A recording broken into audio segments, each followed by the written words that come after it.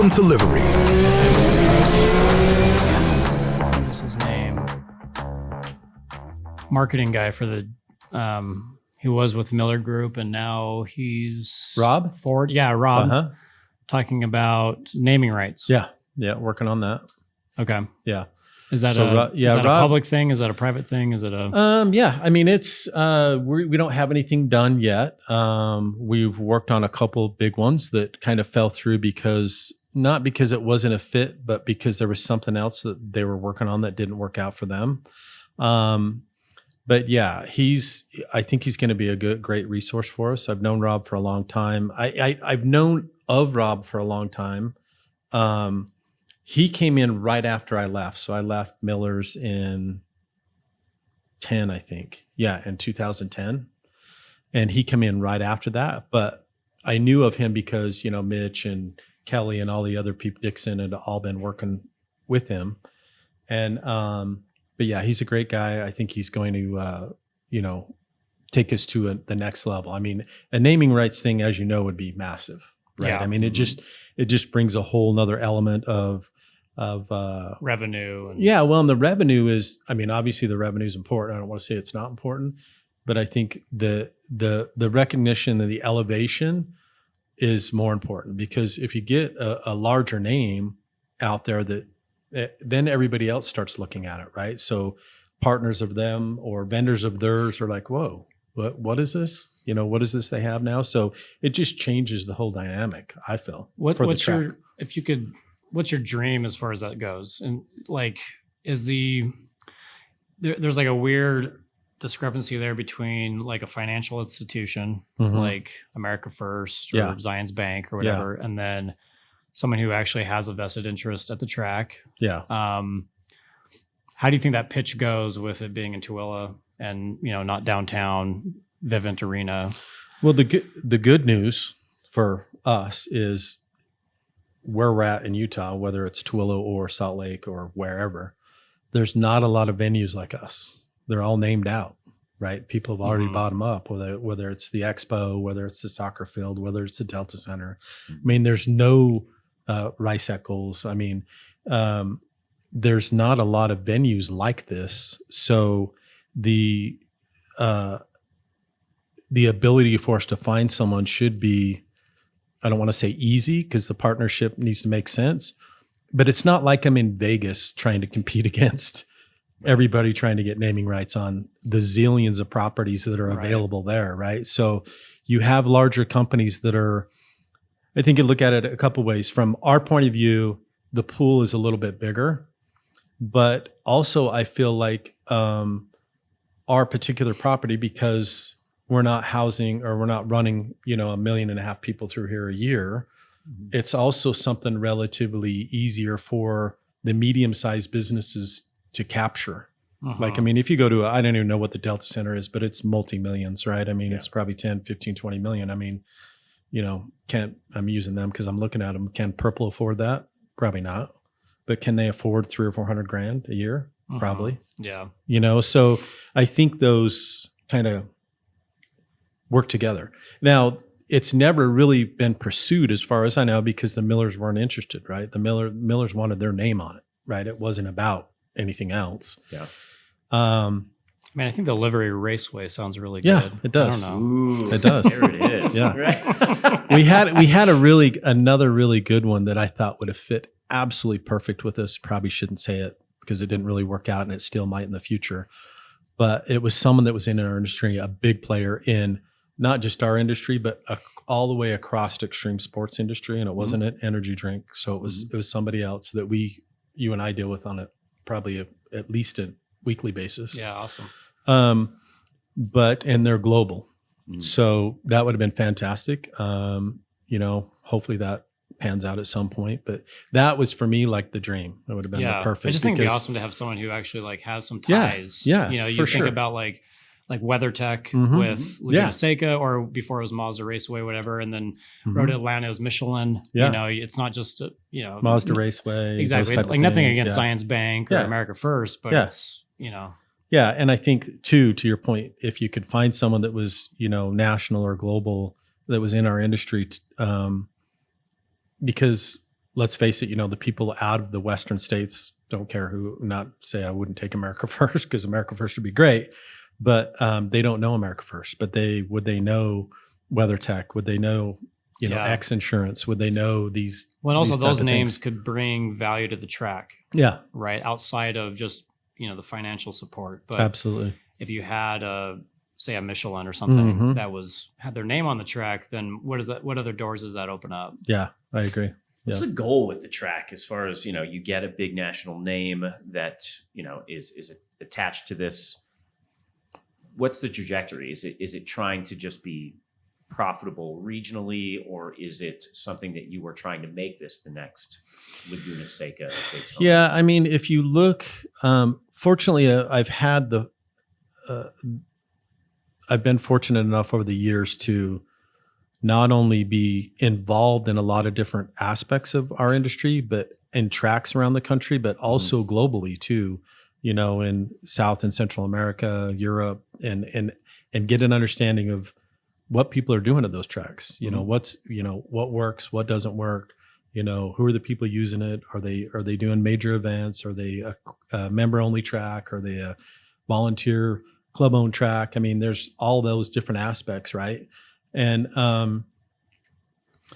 also, being a huge race enthusiast, it doesn't matter what it is, from snowmobiles to offshore racing to F1. I mean, I don't care what it is. I mean, I love it all, right? I have my favorites, which is, offshore is probably one of my favorites. Is that P1? Is that No, this would be super boats, Okay. Yeah. I mean, I know almost nothing about it. 50-foot catamarans with, 4,000 horsepower engines in them. And they're amazing. And they do 160, 170 miles an hour on the ocean. I mean, it's crazy, yeah. right? I mean, and the money spent, it's the F1 of that world. I mean, It's just the money spent. It's just a really cool sport. That's probably one of my favorites, but ultimately the top one on the list is definitely MotoGP, as far as watching racing. But with all that said, I feel like I'm fairly in tune with what's kind of going on, because my background of all the different aspects that I've done over the years, worked for people or helped people or volunteered or whatever I've been involved in, I kind of look at every aspect, right? Whether it's the operations side, whether it's the income side and expense side and those type of things. But I feel like on where my mind is now is aside from F1, I feel like everybody's struggling a bit on the big stuff, whether it's, Moto America putting people in seats, whether it's NASCAR putting people in seats. I mean, the old idea was, tickets and beer. Mm-hmm. You would pay sanctioning fees or give the track away for free or both. Yeah. And then you would make all that money up by selling beer and seats, and that was the model forever. I mean, it was NASCAR's model. They made billions off it, right? Selling beer and seats. Yeah. And they own like half the tracks they run on. Well, yeah. NASCAR does. Yeah. I mean, yeah, exactly. And they've done that for, many reasons, because they're trying to get, more, because as those seats start to slide and the beer still start to slide, you've got to diversify where your income sources are going to be. It's a weird time, because I think awareness for motorsports is probably about as high as it's been in the past 30 years in the United States. There's no doubt. But there is that difference where you can watch a NASCAR race, you can watch a lot of these races, and the seats aren't filled. Yeah. Particularly with NASCAR, where it is the pinnacle of stock car racing, right? Yeah. Like it's that highest level. Right. And, I assume they make a lot of money on other things. And I don't know if it's people not spending the money to actually put a butt in a seat because they know they can get great coverage at home. Mm-hmm. Like, I don't know where that disconnect is. And I don't know if you have any insight into that. Well, I think for me, the feeling, what I've seen over the years, and Michael might be able to attest to this as far as owning a race team, what I've seen in my career when I first started this, when I first started motorcycles and racing motorcycles, snowmobiles before I got into karting and all that stuff. But when I was coming through those ranks for, 8 to 10 years of that, there was always the younger people following through, right? So I started karts is probably the closest thing, the last thing I raced professionally. So let's take that. When I was coming through that, there was all these younger kids coming through, and what would happen is they would run till they were 16, 17, 18. And then mom and dad said, hey, it's time to go to college, or, hey, we're not paying your bills anymore, or whatever. And so the ones that had the money, they would go to cars or do something else. Yeah. But there was a huge portion of them, probably 90%, it was 5 to 10%, if you're lucky, are going to cars and other things out of that group. When mom and dad cut them loose, they would come into our industry. Hey, they would be a coach or a mechanic or something, to stay in our industry because it's something they just love to do, right? And they didn't want to leave it. But I've seen over the years, those coaches and mechanics, or the interest in that next generation, maybe 2 generations after me, the interest was just not there to stay. So they went to school or they went off to other careers, and that void, filling those positions, it just didn't happen. But I think with those positions not being filled, I think the interest in that particular age group in motorsports itself, we've lost a little bit. Just the general interest of wanting to come out and try a car or a go-kart or a motorcycle or whatever the case may be. I think that's why you're seeing the seats are a little emptier too. Do you think we're just a little bit in front of the wave as that younger generation is getting reintroduced to motorsports? Well, I mean, I look at my kids. Yeah. My kids, I've got 3 sons, and that you know of. Yeah, that's true. But I think of 2 things. I think of 2 things when I think of those 3 kids, right? Yeah. I remember when I grew up, it didn't matter what kind of car you had. You were stopping at super shops or something. I mean, you were putting $10,000 worth of stereo system in. My old life before I got into racing, I was building competition stereo system stuff. People were spending hundreds of thousands of dollars on stereos, wheels, tires. I mean, you remember all the customization, right? Yeah. Think about that. My kids don't care. Either one of they just want an okay car. Do they have their driver's license? Because I've seen like a lot of kids don't. Like they don't. Like they turn 16 and they're like, I'm good. My middle son he's probably a little more Jaden. You know Jaden. Yeah. He's a little more conscious on what he drives. But he'll buy it and he's cool with just driving it. Okay. He doesn't care about the wheels, doesn't care if it has tint, doesn't care if it has a stereo, doesn't care that it has all the cool shit. Right.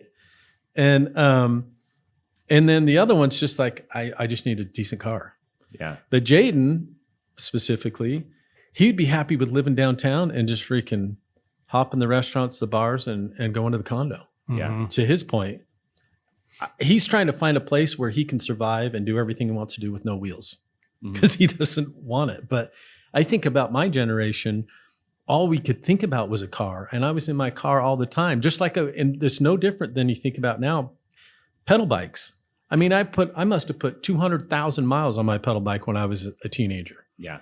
And it's same with the car. As soon as you got the car, man, what your first order of business was to scrounge up money for gas because we're driving everywhere tonight. We're going to put 30,000 miles on the car this weekend. I just remember you just don't see that. The second I turned 14, I was like, anytime I could get my dad to take me out into a parking lot in a car, I was taking it. Yeah. But like, I'm the oldest of the family, and my younger siblings, there's a pretty big spread, but they grew up, I don't even think they wanted their driver's license at 16. Like, I think they got it around 18. Like, it just was never a thing. Deal. They just didn't care. Yeah. And I was like so foreign to me. That's where I think we have the culmination of all those aspects but I think that's the biggest driver of, and I seen it. And the reason why it was so apparent to me is when I was dealing with the race teams, when I was doing these travel programs, they were always struggling, just begging for mechanics, right? They had customers and no mechanics. Like a lot of that's awareness, because you know that a certain percentage of the population is going to be really into mechanical engineering, really into data, really into cool stuff like race cars. It's just a matter of putting it in front of them and being like, hey, if you like engineering and you like racing, you can put those together and have a very good career. Absolutely. Yeah. So I feel like so with all that said, where I feel like the beer and seats kind of model, I feel is not a winning model, in my opinion. Mm-hmm. And definitely not a winning model in Tooele, Utah, I don't feel. Just because, one, it's changing. For sure it's changed over the last 6 to 8 years, the makeup and the obviously the demographic, the population, the income has changed quite a bit. But Utah's really never been known for a big racing community. Now, the racing community that's here is hardcore, right? I mean, if you go out there, I raced with USBA in the 80s, and you still got guys that were racing with me out there, right? So the people, and whether it's drag racing, whether it's car racing, snowmobiles, go-karts, whatever, same on the go-kart track. Mm-hmm. Mike Beanie, Bonner, those guys have been out there for 20 years, 25 years before me, and they're still out there. Yeah, Larry's the same way. Right. Guys have rolled the car more than I've ever seen of any guy in the world. Wait, hold on. Go back to that. Larry? Poor guy. He's such a great guy, and he's such a great driver, but he's literally been on this top more than anybody I know. Not in karts or in everything. Oh, just in karts. Just in karts, yeah. I'm glad he's stepped back from that. He brushes it off, and man, it's so scary when a cart flips. But it looks a lot worse than it really is. Does it? Yeah.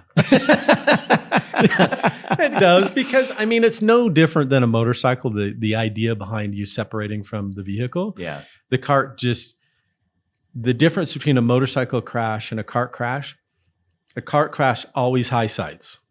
Like on a motorcycle, you get a lot of low sides. It's not a big deal. A high side's dramatic in a motorcycle. A cart always high sides. Right. So you're always getting the dramatic one. But overall, as far as injuries, I mean, it's for sure. But the idea is that the safe. Cart will separate from the driver. Exactly. Yeah. But anyway, it's really not as bad as it looks. No, I'll tell you what though. Like seeing there was the second race last year when the shifters when RJ. Oh, RJ. Over. Yeah. Uh-huh. It's hard not to just have your heart go into your throat. Well, and when you get a little older too, you don't bounce up as quick as I got to go to work. About the 7-year-old. Yep. Oh, 100%. Well, it was. I think it was Rich Fine that when I first got into karting and was making all of those mistakes that rookies make, where you're just diving your nose down in everywhere and you're hanging around the outside and just getting punted and every mistake I was making, and it was Rich that sort of put it in perspective and was like, we all got to work on Monday. Yeah. Like this Absolutely. isn't, that's the only reason they want me to switch to Saturdays. Really? Give them a recovery day. Yeah. A recovery day. When people ask about karting, because I think there's awareness because of Drive to Survive for Formula One and the higher level motorsports, but you can tell if someone's into racing or not. Based on when I tell them that I race karts, because there's either the skeptic look where they don't understand, or they get excited because they're like, oh, they know that karting is the primary way that everyone gets 100%. into high level stuff. But the way I describe it, like, oh, it's super fast. I'm like, oh, feels fast, but on paper, maybe we're going to 80 at most. Yeah. But trust me, like it's quick. That's a lot. An inch off the ground and no seatbelt. Yeah, when you're sitting on the ground. Yeah. Yeah, but I tell people, I'm like, think of it like kind of a beer league softball, but for racers. A lot of people are on used equipment. A lot of people are going to work on Monday. Again, Rich is a great example. There's a lot of very respectful drivers that are quick. Yeah. They're never forcing the issue. Yeah. Because again, it's not a big national race. There's nothing on the line other than going out and having fun. Having a good time. Yeah, for sure. Yeah. And once I developed that perspective, everything got a lot more fun. Yeah. And a lot cheaper. Yeah. 100%. Yeah. Yeah. So you say that beer and seats model, in your opinion, is the old school. What's the new school? If I just look at a track success, if I'm just looking at it a pure how you keep a track alive and how you become successful. And successful to me is, not making millions and millions of dollars. It's successful is to have a very nice facility and be able to keep it up, keep it repaved, keep it repainted, keep it nice and fresh. It's got to cover its costs. Right? I mean, that to me is a successful racetrack. If you're looking to retire on a racetrack, you probably shouldn't buy one because it's just, it's a different business model. I mean, it's really, to build it and to work at it, the first thing you have to have is the passion for it. Otherwise, you're wasting your time, right? Yeah. As an owner or an operator, you got to have that passion because it's you're doing. It's not you get hired whether name an industry, whether it's at Home Depot or a lawyer or a doctor or whatever. You have a very focused job. Mm-hmm. There's zero focus at a racetrack because not just me, just a general events person does 10 different things. They don't do just events. They don't just greet somebody that comes in and says, "Hey," shake their hand and then hand them off. No, they're setting up tables. They're putting up signage. They're doing invoices. They're greeting customers. They're calling maintenance because something's not working. They're AV people. They're internet people. You have that job scope that kind of it's almost like each person is their own company, right? Because they're touching all pieces, and that's the only way it works.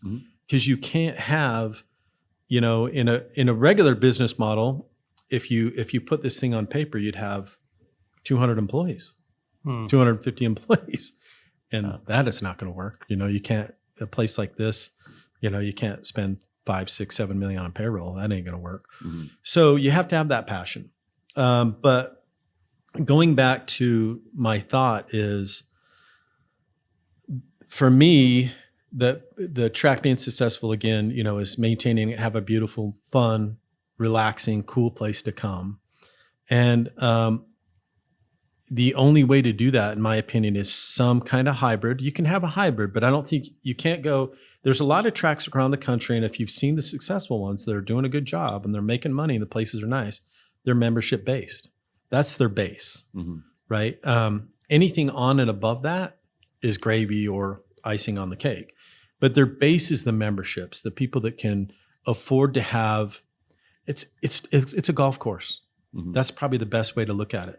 What's the membership here? The garages? Is that sort of so we're getting ready to roll out a membership program, which is new. But that, for me, that base starts there because those are the people that provide the most and have the least impact on the property, right? So I'll take me for an example. If you have, and memberships range, they're all over the planet as far as pricing and how they work and how many days you get and what monthly dues are. And they're anywhere from, $1,000 entry or $1,000 initiation and $300 a month to other end of the coast at Miami, which is they're selling their last 10 memberships for $500,000 a piece with, $50,000 a month dues. So that's the envelope you're looking at, right? So you got to look at, what is your market going to be able to maintain? Also, how does that work? Is it possible to price yourself out of that next generation of people that are aspiring to get into the industry? Because, Cole was in here last week and he was big on having access points. Yeah. How do you get that person that has all the desire and all the interest, but might not have the money? Yeah. So, at what point do you have those people being like, I want to be here, but I can't afford it?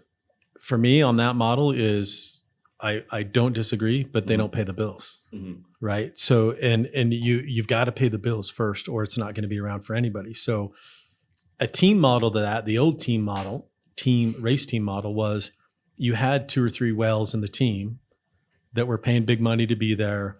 They had babysitters with them. They had the best of everything, coaches, mechanics, everything. They were paying all the bills. And then that gave the ability to find real talent, someone that can really drive, that doesn't have the resources, to your point, that they're just incredible, but they don't have $30 for food that night, right? That's how you are able to bring those people in and launch those careers and put them in front of the right people. To me, that's kind of the same thing here. You have to have one or you can't have the other. So you have to have that base that helps maintain the property. And then also then you still have days to access that grassroots and other things. So you don't, the Miami one is a prime example. That's whales. That's all it's full of, right? And they're not interested in anything else, which is great, right? They're in a particular market that works for them. That would never work here. We need both. But right now, what we have is we have all the, I'm not saying we don't have high net worth people here, but we have more of the grassroots and none of the whales. Yeah. So if we can bring the whales in and introduce it, our job here in Utah, in my opinion, is I knew we had to go down this road. So I even though I had been to pretty much every track in the country, I went back in 22 and early 23 to go back to some of those tracks that have a membership model that's working. So I went to 5 or 6 different tracks just to kind of get goods and bads. Mm-hmm. And I learned a lot. And one that works really well is probably one of the best in my opinion. And there's a lot of great ones out there. Is AMP. Atlanta Motor Park has an amazing program. I mean, their track is top notch. They've got the best of everything. It's just a beautiful place, right? Something that I would absolutely kill to. And they're membership based. They're membership based. What does a membership get them? Well, this is where he screwed up. So, and he'll tell you this too, right? Where he started down his road before he even put one shovel on the ground that it was going to be a membership only track. So his vision was already, the trajectory was already headed that way. So he says he made a mistake, but he's still doing great. Made a mistake because doesn't have the flexibility that we have of 2 tracks, basically, east and west, which is huge that most people don't have. Mm-hmm. But where he made his mistake, where we need to be careful, and to your point on the grassroots, is for that membership, they get like 225 days a year. Mm-hmm. I mean, so he pigeonholed himself into that's it. Yeah. He's done. He can't do NASA. He can't do USBA. He can't do FD. He can't do those things because all his days are gone. Mm-hmm. By the time you throw maintenance days in, and I mean, his season's gone. Now, if I look at it from his point of view, I'm like, man, this is great. It's cushy. Can you just transfer this into Utah? Because this is about as casual as it gets, right? Because it's casual. Yeah. Now, the other thing, and he's told me this, he says he wishes that he could do a NASA program or those type of things. But more importantly, where he feels like he made the mistake was because you have so many days available, the concentration of people is not where it should be. Because people can show up whenever. And if you're looking at those guys, if you're looking at that level of, I'll just throw a number up there of $500,000 more or of income and as a gearhead, and has money to buy, say a $150,000+ car and, and to play with it. And it's a second or third, fourth car. Those guys, out of that percentage of people, there's probably maybe 20 or 30% that are really just gearheads, right? They're racers in heart. They've made some money and they want to race. They come out here and rip laps. They do NASA. They do those things. But there's a more percentage that are buying that membership for access, networking, right? They want to rub shoulders with another guy's that's, pulling down 5, 10, 15, 20, 30 million a year. It's just like the golf club. Exactly. Right? It's about the networking. So it's about me and you sitting across of each other at the clubhouse after ripping our GT3s and saying, oh yeah, what do you do? Well, yeah, I'm this and I'm that. Mm-hmm. And we can have a conversation. Oh shit, that would complement my business. We should sit down out of here and see if we can do something together. That's what those people are looking for. They're looking ways to expand their network, expand their relationships, expand their business. They're businessmen. That's what they do. And women, right? So, but his model of having those 200 and some odd days, you go there, you may have you have 3 or 4 members because the days are so spread out. Yeah. Right. So now he has to do special weekends to bring those pool of people so he can have 30, 40, 50, 60 on. He's got 750 members. Mm-hmm. It's huge. But they show 3 at a time. Yeah, 3 at a time. So the networking aspect, so he has to do more work, which is fine, and they're still doing a great job, but they have to do more work of member day or member appreciation days to bring those people together to foster what we would like to foster. So my thought would be, the good news is we already have the track. Everything's here. So we can ease into this, right, on the member side. So my mind is, in a perfect world, well, let's just start at the easing into it, would be 30 to 45 days a year, right, of member track days based just on track access. That's it. Because the tentacles that we have out now, or the contacts that we have, is about track access. Mm-hmm. It's not about the clubhouse. It's not about the bar. It's not about food. It's not about a swimming pool. It's not about anything else but the track. And we have 2 fantastic tracks. So let's focus on that. And then we can expand to other things. Like, if you can get to, me doing the numbers, if we can get to 120, 130 members, mm-hmm.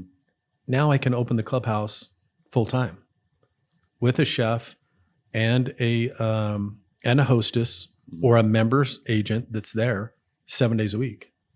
So that changes the whole aspect. If that's open, but in the past, the only way you could open that is to sell food. Yeah.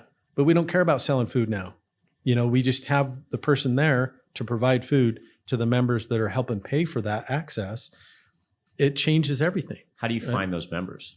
Is awareness a big issue with this? I don't think so. I think with partners like Riot, Livery, ER, the teams that are down there, the Tatums, the Lacey's, those kind of guys. I mean, everybody has access to those people. So this is the vision or the thought, what I was running with, a year and a half to kind of try and put this together. Now, one thing as I was doing this, we started talking to people and say, what would you think of a membership? And the three, there's 3 or 4 things that you always get. And you're always going to get this no matter what you do. This first one is, I didn't even know there was a track there. Absolutely. But everybody think that's unique to UMC. It's not. Every track I've worked at, it's the same way. When I was at NOLA, there was houses 2 miles away. They didn't even know we were there. Mm-hmm. So it's and Utah is probably more famous. This track's more famous in the Western region than it is in Utah. But again, that's not new. Or unique to here. So we didn't know there was a track. And then the next one is, I knew there was a track, but I didn't know I could get my car. I can drive my car on there. Really? People absolutely don't know the accessibility. Yeah. But in the past, we haven't had that accessibility. Oh, is that fairly? I mean, I've only been aside from ATD and LTD, we really haven't had full access. You either had to, if you weren't part of the LTD or an ATD program, then you had to rent the track. And that's learn to drive. An amateur track day, right? So amateur track day and leasing track day. Track day. So garage, so tenant track day, or TTR we call it now, but tenant track. So all the garage owners could come out. So those are the only two ways. Got it. Okay. But the only other way you could access is, do you have to rent the track? But even if you had the money, if you wanted to drop the 10 or 20 grand on the track, depending on what configuration you set up, okay, no problem. The barrier is insurance. Mm-hmm. Nobody can get it. A general guy like you just rolling up and saying, hey, I need a $5 million policy for motorsports. They're like, no go. Yeah. Right. So you've got to go to a specialty insurance agent, which you could do, but then you got to fill out the application and you're going to get denied. Mm. So the first thing, so going back to that, I didn't know I could drive my car on the track. So something we've changed a lot is that access, right? So we're going to put those days together, and then the next thing is, I knew the track was there. I knew I could get on track because it would be through LTD, NASA, ATD, whatever. But I definitely don't want to take my $250,000 car and run next to a 16-year-old in a Miata, right? They're just not interested. Not everyone likes Miatas, James. Okay. Disagree. So a 350Z then. Yeah, careful how you talk about Miatas. That's my jam. Yeah. But you understand what I'm saying. And it's no different in karting. You just said that about karting, I mean, there's a reason why there's a master's class in karting and a senior's class, because the master guys doesn't want to run with the 16-year-old. The 16-year-old don't care if he gets up in the morning. Mm-hmm. And it's the same thing with those drivers. I mean, he's cool to bounce off the side of a GT3. It's no problem, right? He just... but the guy in the GT3 is like, or the Ferrari or whatever it is, he's like, Yeah. no way. in Whether hell. it's reality or not, that's the perception. 100%. Right? The guy with the $500,000 car doesn't want to be on track with the guy with No the way. $20,000 car. No way. But if you have two guys with $500,000 cars and they crash into each other, it's not a big deal Yeah. because they both feel the pain. Not that we want to see it, but the pain is equal, right? Opposed to the guy in a $10,000 Miata. Right. So, but if that guy, especially a new person that's not a gearhead or a road warrior yet, that we're trying to turn into a road warrior, if he's out there with like-minded people and like-minded incomes and like-minded investments, it changes that. I feel. Yeah. So, so those are probably the three biggest questions I get. So when we were kind of vetting this out to see whether we thought it would work or not, the interest is there. There is no doubt in my mind. Now, you couldn't have done this 8 years ago. There's no way. And I tell this story to almost everybody I talk to about this. But when I was here, I was here during the groundbreaking with the Millers. But during that 05 to 10, me leaving that time window, if you drove down the freeway and seen a Ferrari once a year, you thought was like, or a Lambo, it was like, wow, and everybody's slowing down and on I-15, and the biggest concentration of supercars was out here. Mm-hmm. So they'd come out to a race, you'd see an old SLR, or in that time it was a brand new SLR, or you would see a Lambo, or you would see the first Bugatti that was here. And, you would see those things here, but it was 4 or 5 cars. Now, just on this property alone is 100 times more than was there at that point. Just over in the livery showroom. Yes. Yeah. But you drive to Salt Lake now. I've seen a absolutely beautiful 599 Ferrari with a ski rack on it. Mm-hmm. You know what I mean? It's a beautiful car. Yeah. And so it's totally changed. So as I said, it couldn't have happened 8 or 10 years ago, but it can happen now. The cars are everywhere. The enthusiasts are everywhere. But those enthusiasts are they're in a different stratosphere that we need to grab. To your point on the grassroots, mm-hmm. We've got to do the same on that side and pull it together to make it work. But it's there. What are the major events do for the track? Does that help? I'm thinking, Nitro Cross, Formula Drift. No, they're great. I think, as far as it really depends on the one that you're dealing with. I think we have, we have NASA Nationals coming back this year. I haven't been here during NASA Nationals, but I think it's fantastic. NASA Utah is a huge, and hugely important program here. So the Nationals is going to be just as good or better. Mm-hmm. But Nitro is great. It brings massive awareness here. It's relatively good income for us, but overall it's about the awareness. Yeah.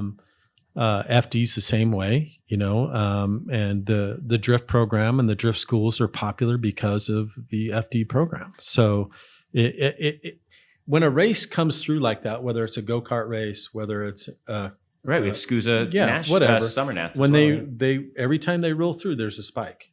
Okay. Before and after, whether it's sales of new, sales after, or just in general interest and income, not just for us, but for all the shops, right? Mm-hmm. It's important that they come through.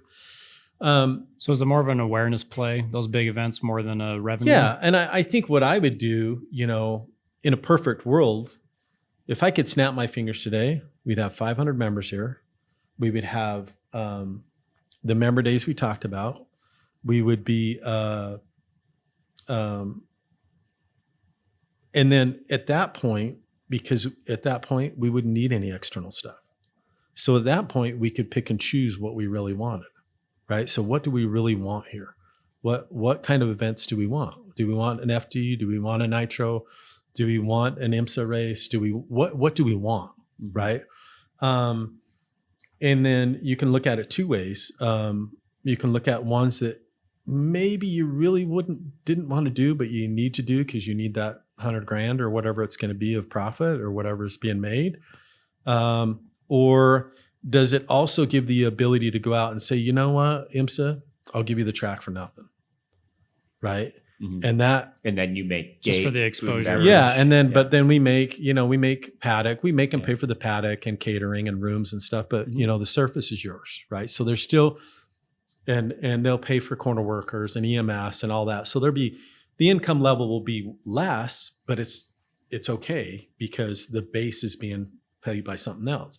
Mhm. But if you approached an IMSO or one of those kind of programs and say, hey, you get the surface for free.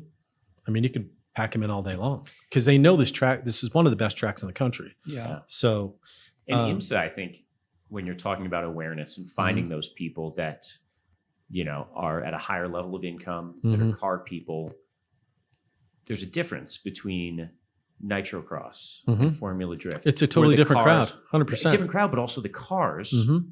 are just these freaks, right? Yeah. Like they're just these Yeah. purpose-built machines that only do that. Yeah. Where IMSA has the prototype class, but they also have the GT class that, Mhm. although they are purpose-built freaks of cars, Right. they look like the Look the Porsche. car. They Yeah. look like the BMW. 100%. So you have the people that are driving the Porsches and Yeah. the BMWs out on the streets that are like, that has the same It's a shape. bit more That- relatable. Yeah. Yes. Yeah, Exactly. absolutely.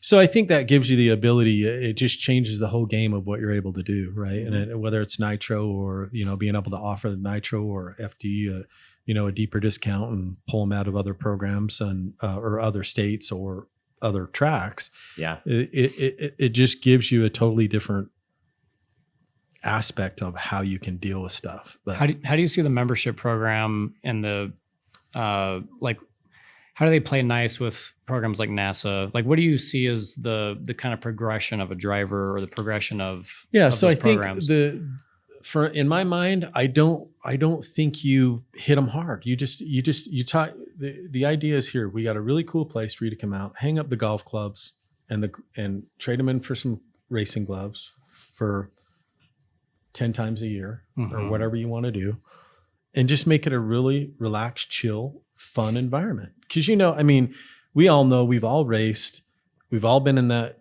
pressure cooker of just competition. God, you got to get this done, and but we've also had probably, I don't know about you guys, whether it's karts, snowmobiles, motorcycles, whatever. Mm-hmm. My funnest time was just ripping laps with my buddy. With the buddies, right? yeah, We're of testing course. for the next track, and then we, burn through 6 sets of tires and just have a great time, Yeah. right? That's because there's no stress. It's fun. Nothing at stake. You're not. Yeah. There's no. There's no exactly. pressure. So I think you approach those guys or girls that way to it's just a cool environment, and then let them progress how they want to progress. Yeah. The other thing that we have here, which a lot of tracks don't, is okay. So let's say you have that base. How do you service that base? We already have one of the best tracks. We have East and West. We're very flexible. We can do multiple things at one time, which nobody can do, hardly. But the other thing that is huge for us is the support. So now the guy comes out that's, maybe on his third track day and is ready to head to the next level. You've got all the guys down in the garages. Mm-hmm. Riot's got a whole team of people that can coach, help, instruct, advise, whatever it may be. It may be an advice on changing something on the car. It may be advice on a different car. It's like, hey, man, this car, I'm driving this 599 is a good example. It's just not, what do you think? No, you know what? You should probably, this Porsche is probably the way to go if you're looking for a track car. Yeah. So advice. But then on top of that, how about service and maintenance? You got to put your Ferrari inside a reliable carrier and take it to Houston to get service done on it. It's going to be gone for a month. How about it just goes down here Mhm. and gets the work done? Or you're waiting for a month for Porsche Service Center, an appointment. Well, hey, we can come down here. We can put brakes on it, tires, and get you ready for the next track day in 3 days. Well, and most tracks don't have the infrastructure we have. No. Right. You go to Laguna Seca and they have some GP garages, Mhm. and that's about it. Yeah.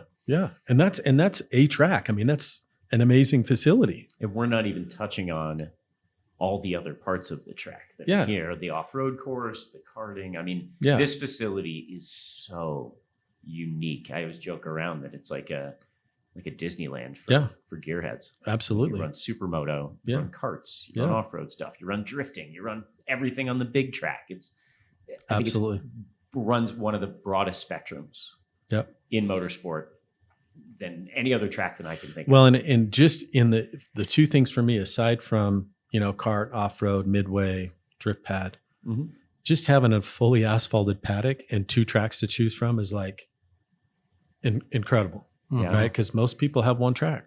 That's it. Yeah. And they got to share that time. We can run 2 events at once, and you're not going to park in the mud. So, or the dirt or whatever it is.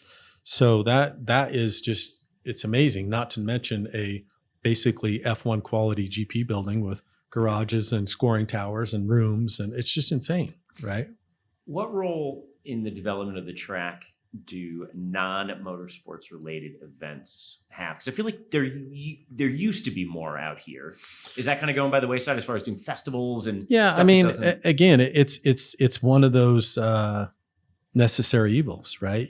At the end of the day, you've got utilities to pay and property tax, and so you do what you got to do to make those payments and keep the place going and maintenance. But I'll go back to what I said before. Some of those things are really cool, but it would be nice to be able to decide about doing the cool ones and not having to do the uncool ones. Yeah. Or the ones that are very taxing on the facility.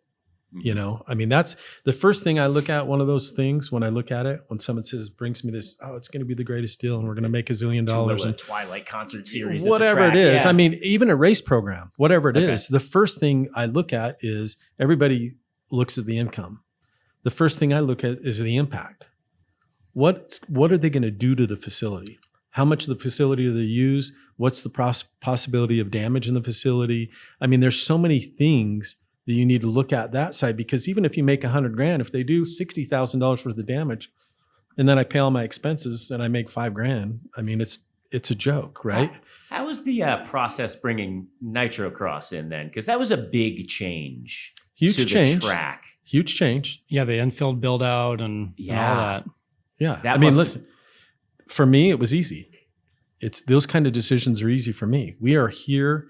This is our sandbox. And I say us because for me, I guess love or hate it, depending on what guy I've ever worked for in your life. Some love it, some hate it.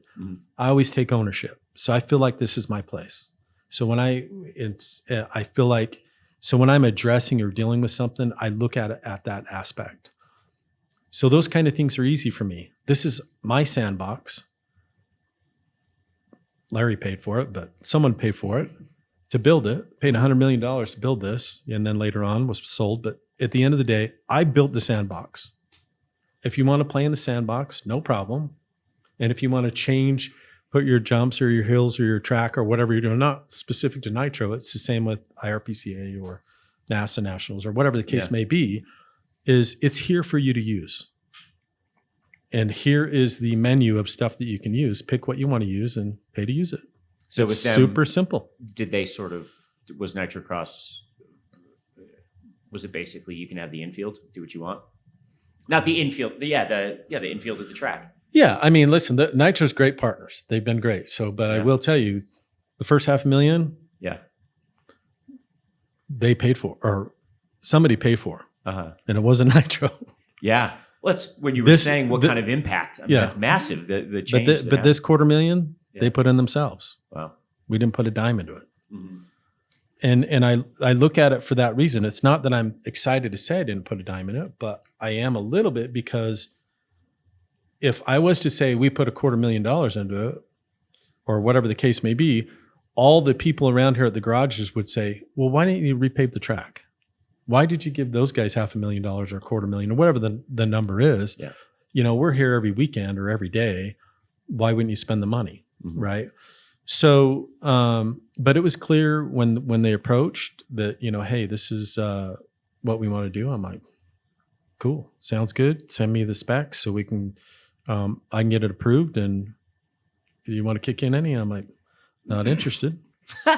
You know what I mean? They came to you with more or less a full plan. Well, and that's an easy decision, because if they pay for that build out, now they have a vested interest in coming back. That's the other reason why it's important that you do that. right? Before there was no vested interest. Mm-hmm. Now they have a vested interest to sign a 4-year agreement or 3-year agreement to be here, Mm-hmm. right? Because they put the money into it. Yeah. If I put the money into it, it's like, okay, cool, that place was good. Let's go to the next one, right? So it's a win-win for everybody. I feel it's a win for our members or our tenants, Mhm. right? It's a win for them because now they've got a track that they've built the way they want it, and basically it's, they got a vested interest, and it's a win for UMC because I didn't have to write a check for anything. Yeah. So And they write you a check to come here. yeah, and that's what needs to happen. That's the partnership now. And again, nobody throwing anybody under the bus or what happened in the past, but that wasn't the model before. Mhm. And especially under the Millers. And listen, I love the Millers to death. And if it wasn't for the Millers, this place wouldn't be here. So No. everybody, owes the Millers for sure that's sitting on this property. But Larry didn't care. He wasn't interested in making a profit. Mhm. He wanted a cool playground for everybody to play in. I mean, he was a gearhead too. Yeah. So he wasn't interested. He didn't care if he was getting $20 a square foot for the building or $1,000 a square foot. He didn't care. Didn't care that he was spending $1 million on maintenance just to clean weeds and do the lawn every year. $1 million budget maintenance had when I was here. Mhm. So he didn't care about that, but that model doesn't work for us. Business. Larry made his business elsewhere, and this Yeah. was his toy. Mhm. This is somebody's business now, so we have to make it work, Yeah. so that model doesn't work. So I feel like we're heading in the right direction. For me, I feel like this model of the membership is really the next step for us. And I think it changes everything once that's in place. For those that don't know, give us kind of the cliff notes of the history of the track, how it came to be, and kind of progression to today. Well, I'll give you what I know. In 2001, September, just after September 11th, actually, I moved up to Pepperwood next to Greg Miller. He was in 2 Circle Oaks and I was in 1 Circle Oaks, and he was in Larry's old house. Mhm. And because Larry had moved up to Salt Lake. And, Greg and I were friends, and we kind of, he told me this project was coming, and I had a communications business at that time that I was working at. And as this started to get closer, he's talking, yeah, you should come out there. You should come out there. You should come out there and work. I'm like, I don't know if I want to do this 7 days a week. Right now, I love it. I do it on Saturdays and Sundays. But we talked for a while, and then I came out to the grand opening, and we had Black Rock Raceway over here with, that was a kart track over here that a bunch of the members built that go-kart track. Yep. I'd only been there for maybe 3 or 4 years. And then, Wait, when you say out there, it was still do you know where the Boneyard is? You know where the tower is over on by the Attitudes? on the far side. Yeah. Yes. So on the back side of the property, Yeah. far south, right in the Okay. center, Yep. there is what we call a boneyard. Okay. That tower is the old kart timing tower, which I helped build with Mike Beanie, Terry Bybee, Bonner Moulton, all those guys built those shacks, painted them. I mean, that was a member, and that whole asphalted area that's still there was the paddock. So that was the first motorsports thing in Here, this area. yeah. Cool. Black Rock Raceway. We had a 99-year lease with our Black Rock Raceway had signed a 99-year lease with Twilla County, and then 3 years in, Larry came here to do this and Mhm. said, "Hey, man, my attitudes are going there." So, but it was great. In typical Larry fashion, wrote everybody a check for every dime that they'd put into it, and said, "Hey, I'll build you a track over here." And Did Larry choose here because of the cost? well, And the I don't know proximity? that. I've heard some of that story, so I'm not saying it exact, but from my understanding, I do know this is true, that he was originally going to build a 2-mile track in Colorado. That's where he was originally going to be. His Ford collection was there. His Ford Restorer guy was there. Everything was there. That's where it was going. From my understanding, the city or county gave him a bunch of grief for months, fought it, finally said, "I'm out." So that's how he ended up here. So we were a city council away from saying, "Yeah, you can," to this never being here, because he was going to build it there. And this track, again, I was later on in the in the operation of this track, but I'm also on the understanding it was going to be a smaller, more kind of a clubby hangout track for him and then we all know Alan, amazing visionary, right?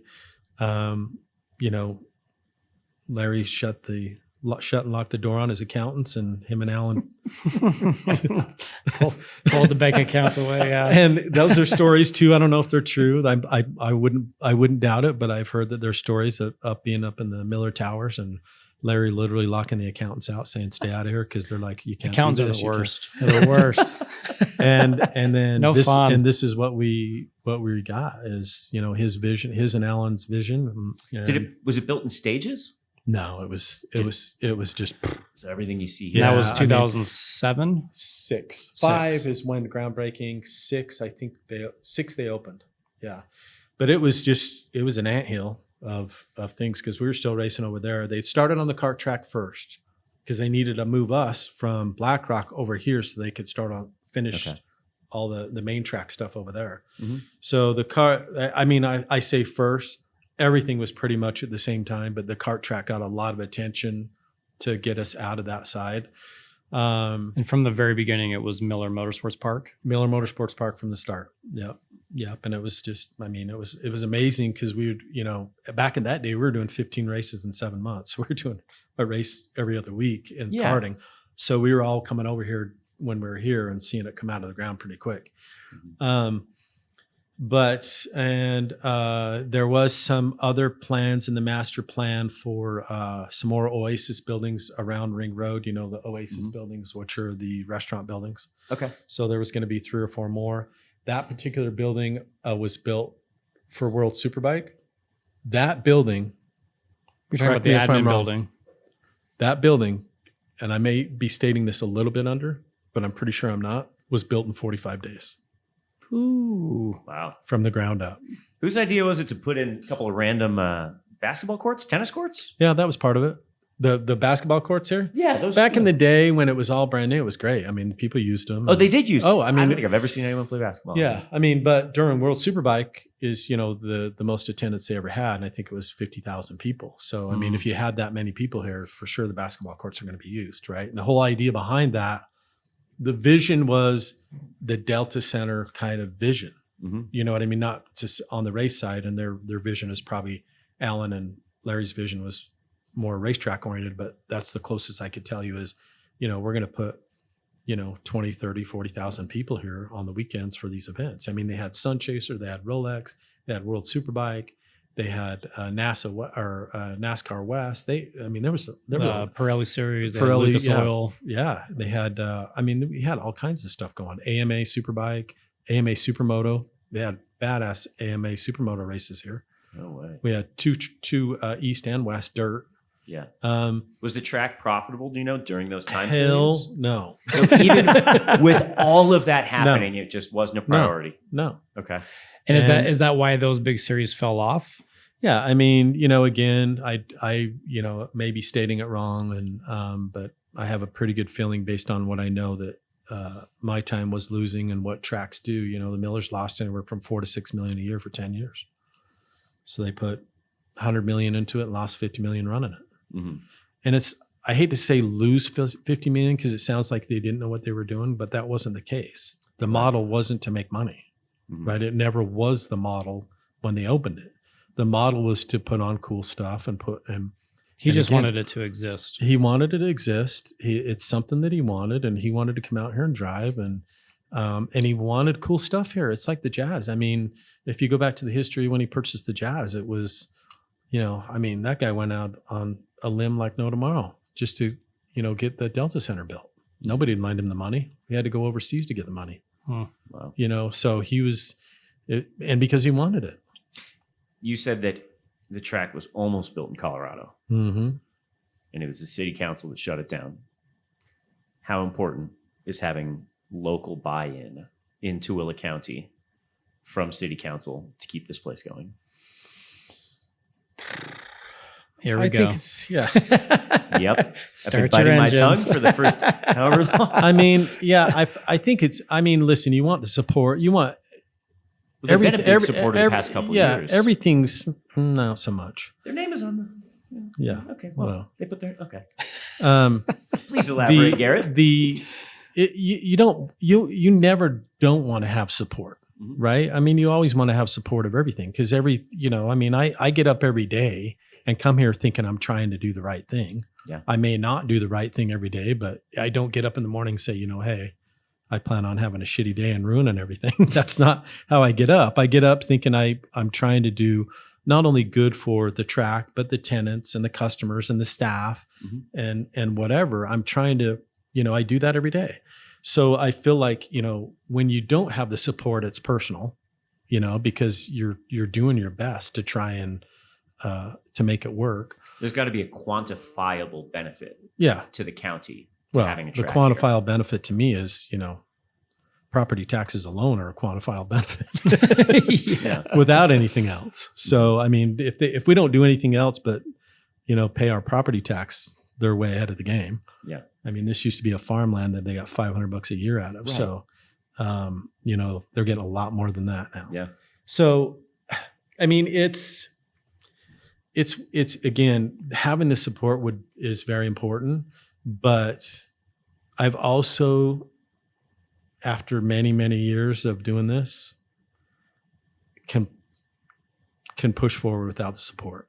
Mm-hmm. You know what I mean? It's not that I don't want it, because I do everything I can to get support, to people to buy in. Mm-hmm.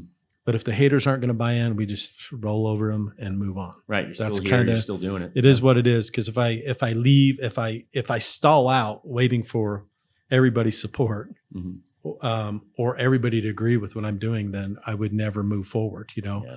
I learned that not from the business side, but from the race side. Honestly, from being a race director or a promoter, if you can make 60% of the people happy, you're doing a good job. What so you've had so many different roles in motorsports and in so many different disciplines, in karting, in, cars. What do you think is the most underappreciated job that you've done? Like, which one have you gone into just being like, oh boy, this one's rough? Wow. It's probably this one. No, I think there's probably two of the most unappreciated that people probably don't even think about. Some of them, they might think about the first one I say, is custodial and maintenance. The garbage and toilet cleanup people is, in my opinion, probably one of the most important jobs at a track, at any facility, but that nobody even thinks about, especially when it's being done right. But if it ain't being done right, everybody knows. Yeah. Right. And sometimes it's a disaster. So that's probably, in my mind, what people, and here we have one of the best teams. In fact, I tried to poach this team when I went to NOLA, but they didn't go with me, and they're still here. Yeah. Same team. But, and unless you've been on the road to really understand, and that's one thing I would love people to do is to hit other tracks to see how well they got it. Because a lot of people have never left. So when things don't go perfectly right, or, the stars aren't aligning, the whole world comes to an end. But if they have ever been to a track, pit in the dirt, and it rains 3 inches in an hour, and now they've got mud and crap, and it's a disaster, and the corner workers don't show up. And, if they really seen what they had here to appreciate that. But I say the maintenance is probably one of them. The other one, this is probably going to sound funny, and not so much here, because it is a little bit here, but especially on major races or remote races, is the parker for the paddock. The person that's responsible for moving all those people in and parking trailers and trucks and race teams, and that it's an absolute nightmare, because none of them plan, right? I mean, but the spots are assigned. Yeah. And again, back to, we are so lucky here because we have, 12 acres of paddock. Right. It's not normal, right? Sometimes it's an orchestra to get people parked. So, and if this guy's parked here, you can't park all the other guys, because this guy's got to get in first and open his stuff before he can park. Yeah. But then this guy's got a flat tire or slept in. So now you got 15 semis lined up waiting for, paddock 3 spot to come in. So I know it sounds funny, but I would love if people did custodial for one weekend and paddock parking another weekend, they would have a whole different attitude when they come here. Yeah. Well, As far as if something happens, like if something bad happens. We have this experience every time going to like Laguna Seca again as an example. Like they have kind of their 2 different paddock areas. They have like staging, and then they have the main paddock by the GP garages. But they're like down to the minute, right? Because there'll be an event there, and they got to get everyone cleared out before they'll let anybody else back in. And you're just sitting there with your hauler, waiting for the green flag, and then you have to go to your exact. I mean, it's an orchestration for sure. Absolutely, yeah. And I mean, it takes so much planning. And the problem with the planning is most of the race teams are not planners. Mm-hmm. There's 10% that are good planners or have a good team manager that really knows what's going on. Wow. The rest of them, I mean, they're great people, but they don't know how to plan anything. I would have guessed you would have said... so to get their paddock layout, the spot that they need, their size this weekend, whatever they're doing, you don't get it. And if you get it, it's like, okay, then you say, okay, well, they were 40 by 100 last time, so we'll go with that. Mm-hmm. Oh, well, now so-and-so came, so now I need 150 by 50. It's like... And then and that guy's got to make that happen. How do you not do that? Yeah. You just say, sorry, you can't have it. Then they can't fit their cars. But anyway, those are probably the 2 jobs that for me. Big difference in vibe from a, local NASA race and then a big national race. Not just NASA, but generally speaking, difference between the locals and the big national ones. Yeah, I feel, and it's I would say the biggest aspect again is a lot of people here have not done anything anywhere else. Mm-hmm. So they don't understand whether it's good or bad. There's going to be tracks that do stuff much better than us. Laguna is a prime example of that. Move in and move out orchestras, they've got it down. Mm-hmm. But I guarantee there's a lot of tracks around the country that do things a lot worse than we do.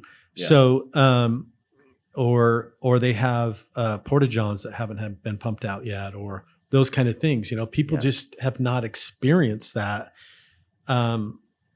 So I think, generally speaking, overall, I think we've got a great crew. I mean, not just employees, but tenants and, racers and crew and support people and moms and dads and husbands and wives. I feel overall, it's pretty good. The community here is unbelievable. And you see it. I mean, you touched on it before where you take ownership over this place. And that's something that so many people do. I mean, Bob. Yeah. Oh, yeah. Like, the flaggers are fantastic. Bob Lansing. Yeah. I mean, they're people that he's our biggest fan. He's awesome. He's just enthusiastic to be here. And you see that, people take ownership in this track all over the place. And even a lot of the people that are occupying garages, people racing on the weekends, you know, like the community. I think the motorsports community generally is strong anywhere you go, but here it seems a little bit more special.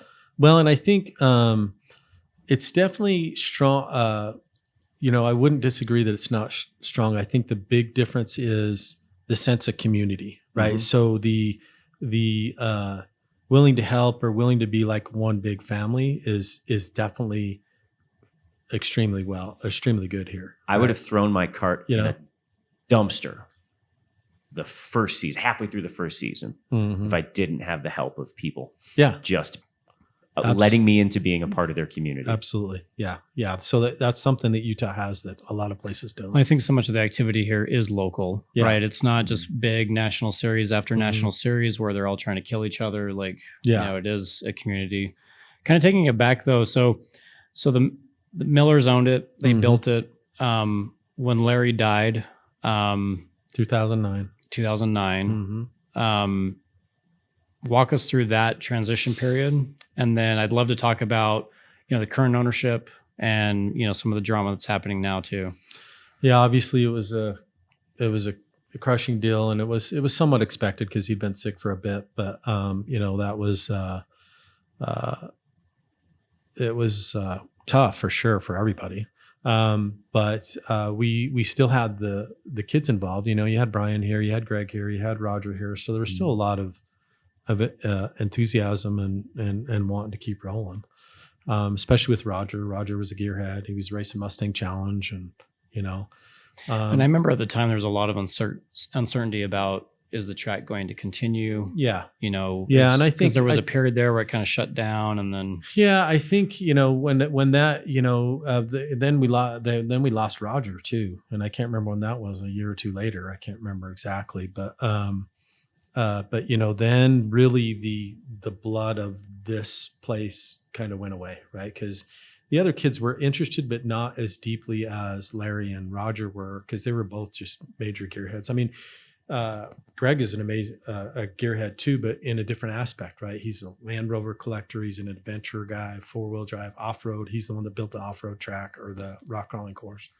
So he's a gearhead, but different, right? He's looking at a different aspect of it. So as far as, you know, what happened after that, I can only see it from afar, because in 10, I went to build NOLA. So in New Orleans. So I went with Alan to build New Orleans, Miller Motorsports Park. But obviously, you know, Mitch Wright was still here. There were some people that I still had relationships with here. And it was,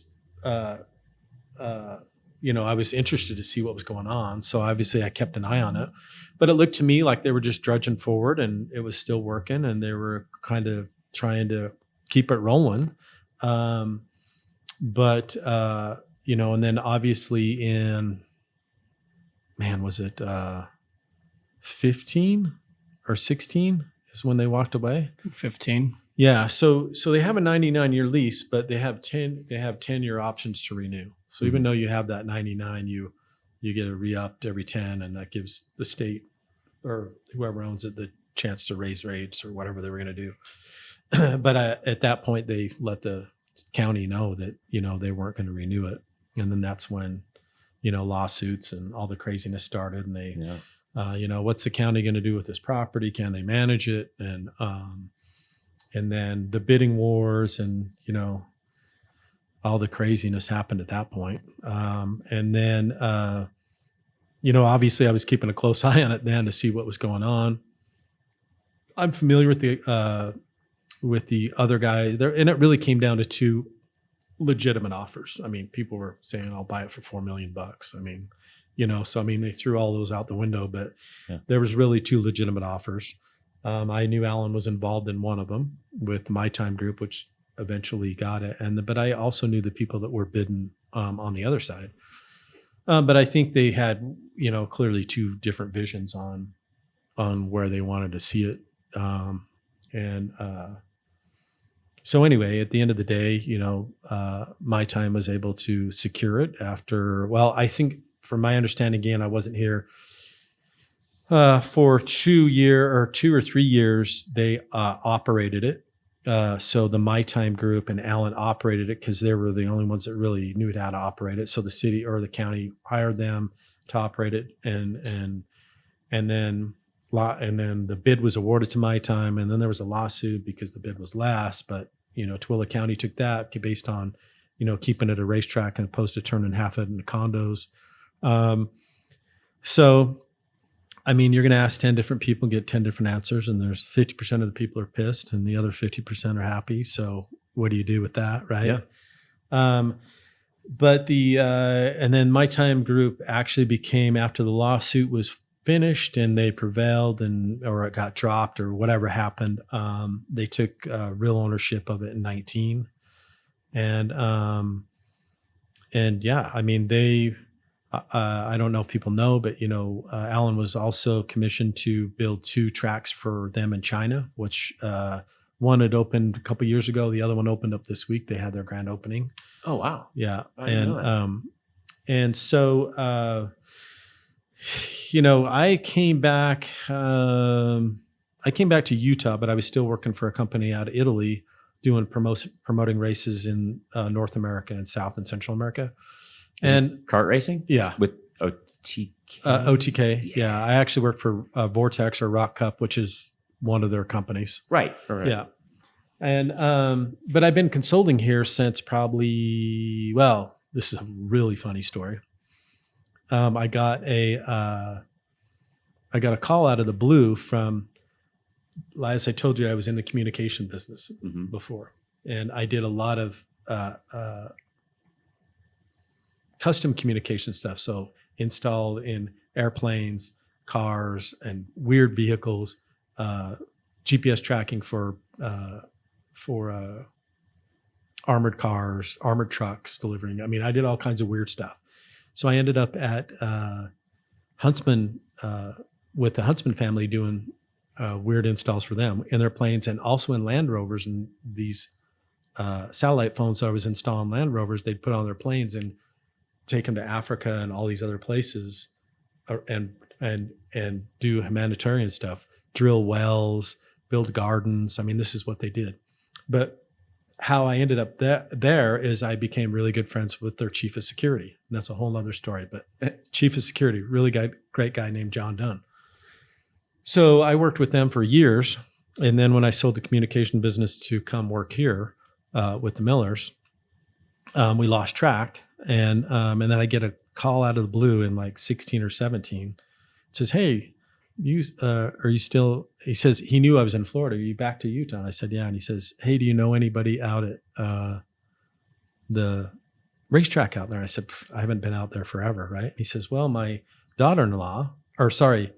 my goddaughter, Jody Neiman, started working out there." No kidding. And she's having a problem at the go-kart track and she needs help. I'm like, "Give her my number. No problem." Right.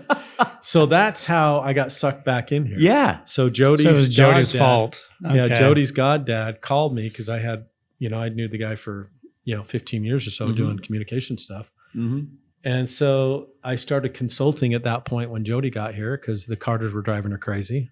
So I'll probably take a little bit of ownership over that. I apologize, Jody. so, it was just, it was mainly on the kart side. And then they would call me for questions about, just random stuff. And listen, I was happy to help. I want the place to go. Yeah. I had some little time on my hands to burn. So I was, whatever they needed. So I made, dozen trips out here or so just to kind of point them in the right direction. Yeah. That's when I met you, is you were just sort of popping out for race weekends. And, yeah, exactly. Between, And then they talked to me to come in a little more full time as far as consulting in, I guess, 2001, maybe somewhere in that area. And then basically I left OTK and then came here full time in 22, I think. Okay. Somewhere in that area. Yeah. But yeah, so that's basically my history and what I know of, how all that went down. So to this day, we'll be at a car show and talking to someone and they'll say, like, "Where do you race your cars?" And we'll say, "Oh, it's Utah Motorsports Campus." And they'll say, "Where?" And like, 30 minutes that way. Like it's literally right here. Yeah. Yeah. And then it ends up being, Miller Motorsports Park. And they're like, "Oh, Miller." Yeah. We didn't think that was still open. There. Yeah. Mhm. Yeah. Right. We thought, Miller's passed and they sold it to a Chinese company and it went away and we didn't know it was still being used. And so what's your take on that? How do we get people to get over that hump? It's not going to be easy, and it's going to be more of a word of mouth because we don't have the money that Miller spent to burn on advertising. So he burned a lot of money with advertising all those events that were here. And then when that whole lawsuit went down, obviously people were following that and then it fell off. So to your point, it's like, well, there was a lawsuit. Miller's walked away. So a quarter of those people are like, "Oh, track's gone. Miller's left." Right. And then the other 3/4 of people, "Oh, there's a lawsuit. The track was sold. Now there's a lawsuit." And then that other quarter of people walk away. It's like, "Oh, well, track's never going to open again." Right. And then the lawsuit was settled. So we've lost all those people along the way. Yeah. But I feel like for me, that goes back in my mind why it's important to deal with this membership program, because the tentacles of those people are far reaching as well. right? Yeah. So if you get, I don't know, you name I'm just throwing a number. Sorry, don't sue me. But like if you get the owner of Hoops Vision, for an example, Yeah. that's got a supercar, Mhm. wants to come out here and rips laps, I mean, those kind of guys, they mingle and they talk, right? Mhm. And they just like, where'd you go this weekend? Man, you should. Yeah. I was out at UMC, driving my car. Really? So I think that is another aspect that's really going to help us, because on the marketing side, it's going to be difficult, right? I mean, you're going to have to spend a lot of money, in my opinion, to really get the reach that Miller's did they did it hard for at least 4 or 5 years. Now, when I left, did they back off? Maybe a little bit, but man, for that first 5 years or so, I don't know how many millions they spent on that, but it was big. It was billboards everywhere. It was radio. It was TV. I mean, it was guerrilla marketing. I mean, it was crazy. We were advertising like crazy. So I feel like that's really, now we have done some stuff this year, and I think it worked pretty good. It did work great for the kart side, they said. Did or did not? Did well. They did some sales. We started doing the conventions at the Expo Center, the Mountain America Expo Center in Sandy. So we did the Autorama, the car show, the off-road show, the boat show, the RV show, with motorcycle, car, kart, just to, get us out there. And the one thing about RV, maybe not so much about the auto show because it's just kind of a hangout, but the RV, off-road, and boat show, people are there ready to spend money. Mhm. And those people got money to spend. Yeah. So those, I think we'll for sure do those again. It'll be early spring. Mhm. And, but I know the cart guys did well. They that. sold carts and it was Yeah. good. And that access point, it's an easy sell Mhm. if someone's not aware of kind of what's going on in motorsports to say, this thing's corners at twice the G load of any supercar you've ever driven. Mm-hmm. And yeah, you're in for 8,500 at most. Yeah. Right? Like Exactly. the dollars per smile. Yeah. If for you're sure. not aware of motorsports in karting is unparalleled. It's amazing. Yeah, Yeah. absolutely. Yeah. And again, if you know motorsports, you know that karting is the access point for everyone that you idolize in motorsports, Mhm. letting them know that it's right here. And there's a number of different teams that offer trackside support. Well, and the other thing, what I'm trying to do, I think with that aspect of that, Mhm. and when we're talking about this member piece, what I would love to see happen, and I know it will happen, is either the kid gets involved Mhm. and then the dad comes out, or the dad gets out involved and feels guilty about being out here and buys the kid a go-kart. Well, anyone. So then it's a huge deal. It's, double dipping, right? Because Yeah. dad's over here, kids over there, And and it's, karting is the only way to race until you're a again- certain age. but again, back to my point on this place being unique. Yeah. The support that we have here with the teams that are here, it's easy for dad to do what he needs to do with Mhm. no tools involved. And more importantly, he can drop his kid off With Ayrton. to one of the race teams down there, the kart teams, and he's done, right? Mhm. Yeah. And he knows he's being handled. Yeah. He ain't got to deal with it. Yeah. So that's not normal, right? You just don't see that in many places. Mhm. So I think we have all the tools are in place to do it. It's just about making it happen. And again, the membership too, it's going to be a grassroots piece to get out there. But we do, again, I mentioned, Riot and Michael and ER and there's a bunch of people out here that I think the biggest thing and I think it probably could be much further ahead, was just the access, right? There was, I know people wanted to have access, but there it just wasn't available. So I think now with the access, I think it will, and it will grow. It's maybe if it grows a little slow, but once it starts to grow, it won't grow slow. Once it starts, it will explode. Now, will you hit your cap of 200 or 300 of that max, and then it's just creeping from there? Mhm. Yeah, but I think you can start here and go here, and then start from there. Whose idea was it to do roll racing? I don't know. I think that came from Jen prior to me being here.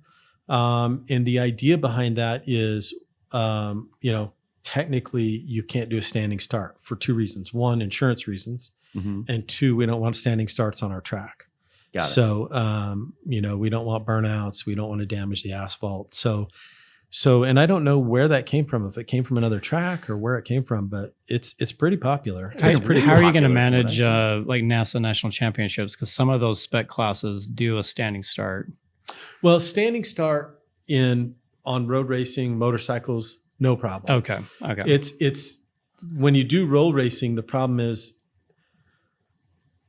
roll racing attracts a lot of drag guys, Mhm. right? So that becomes the issue. So if you get a proper drag car out here with proper slicks, Right. that asphalt ain't going to hold up. Yeah. It's just not going to be designed to it. But for a standing start for, even Spiky 46s. it's Yeah. no big deal.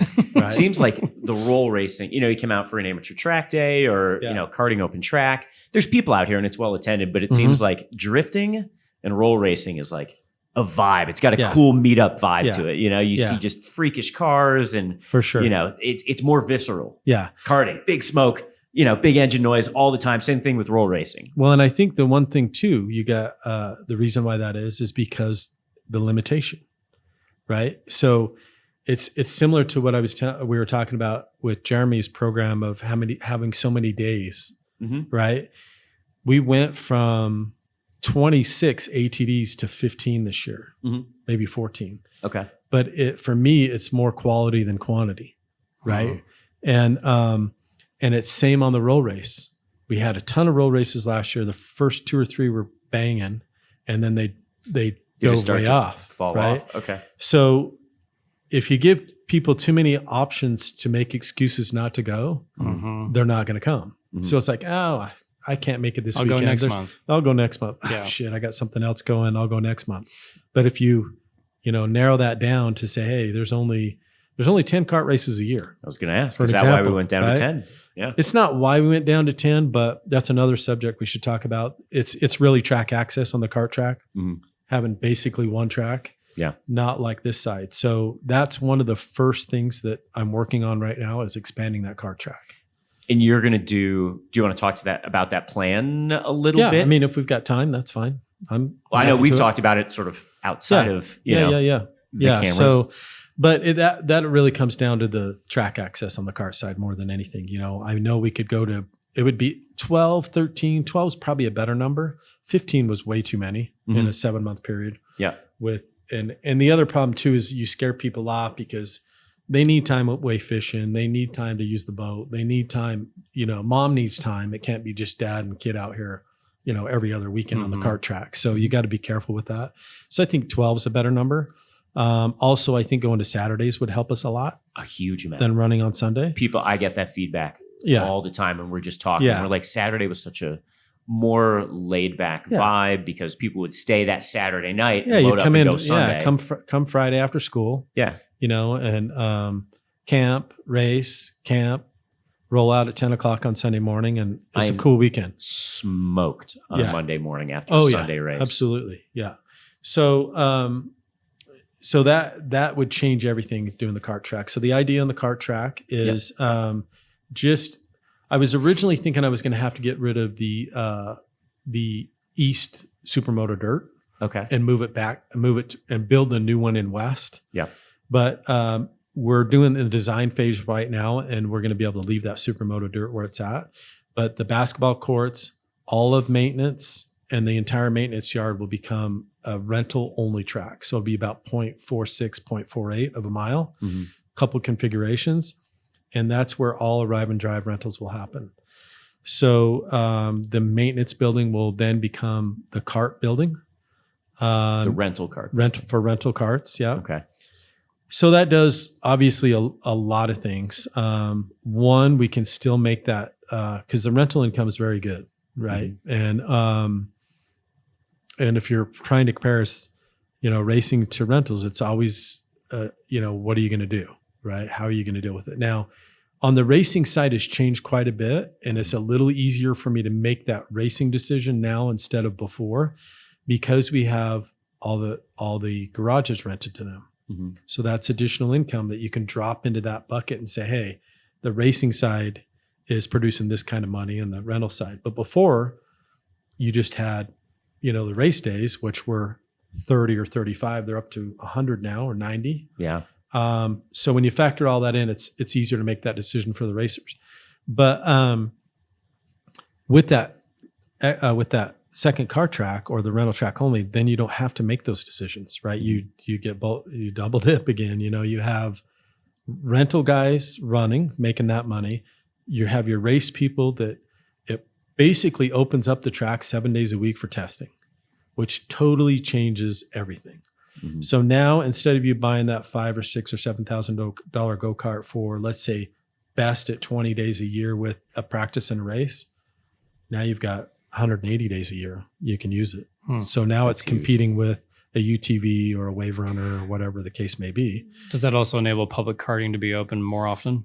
Yeah, public karting be open 6 days a week simultaneously with the whole time. Yeah. So do you worry that you'll miss that crossover point where people that are renting the karts have access to the private karting teams? Because I know on race days it's cool for the rental people to be intermingling. Yeah, I mean, in a perfect world, now the one thing when I left here in 2010 to build the track, I always struggled with this when I was here. I was either doing rentals or I was doing racing, right? We raced a lot more, 15 times a year.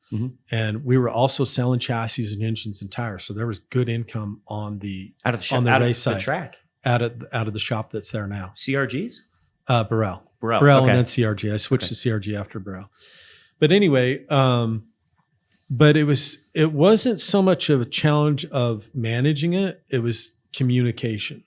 So no matter how much I trained the people up front, when the phone rang, they say, "Hey, you renting cars today?" They're like, "Yeah, come out."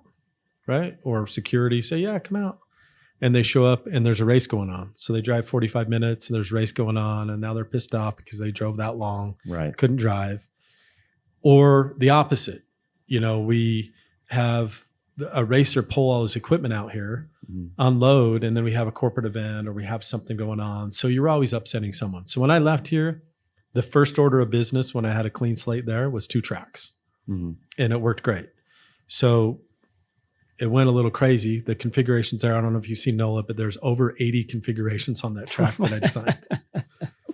Okay. Was that you just going a little bit Well, extra? it started out with Des and Alan, and then they got so busy on the other track, they're like, "Here, just you deal with it." So then I went to town. But the one thing that you show there is I have 0.46 dedicated rental track, and then I have 0.78 of a racetrack, and that track without the rental track had 30 configurations. Okay. And what does the track out here have if you run clockwise, counterclockwise? Maybe 15-ish, something like that, 15, 18. Yeah. But that was the first thing I did, and it was phenomenal. Now we do have a problem here of where the building's located. So we're not going to get as much crossover as we did at NOLA. The one thing about NOLA, to your point, is I had rentals here. The paddock was here. It was very accessible. So they'd get out of rentals. They'd walk through the paddock, see what was going on. They would buy go-karts. It was crazy. We went from zero, because they didn't have any kart road racing there, from 0 to 110 in a year and a half. 110 people entries. racing. Yeah. 110 consistent entries. And that's more or less a full field up and down. Pretty close, because we had less classes than we have here too. Because Right. I think we have 10 or 11 here. I think we only had 8 or 9 there. Uh-huh. So it was a great field. All the fields were stacked pretty good. Yeah. So the challenge that you have here is you don't have that paddock access. But at the end of the day, even though it's not perfect, it's still going to be a huge deal for everybody, for the racers and for the rental guys. Because even if they see that going on, they're going to hear it and see it. They'll still be able to come through the gate and go check it out. Yeah. But the other thing that's huge that we always had a problem with here is rental kart access during majors weekend. So you have FD out here, you have Nitro out here, you have NASA Nationals. I mean, FD's got a $40 gate fee.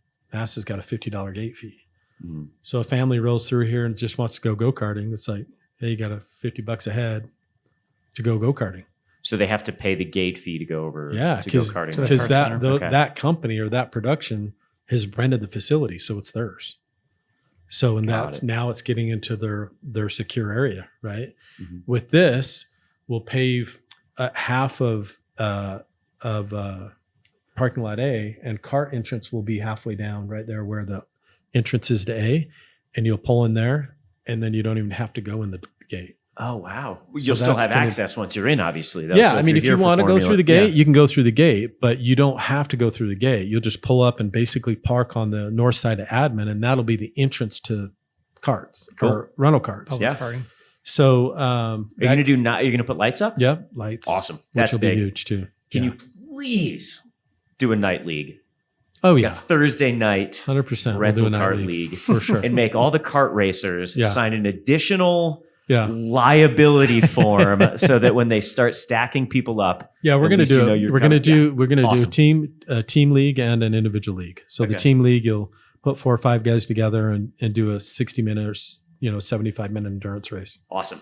Yeah. Oh, that'd be Cannot wait rad. for that. That'd be rad. But anyway, so that for me is, aside from the membership side, that is like priority one, because again, where I'm limited on the ability to do things because I don't have $20 million in the bank to pull from. Yeah.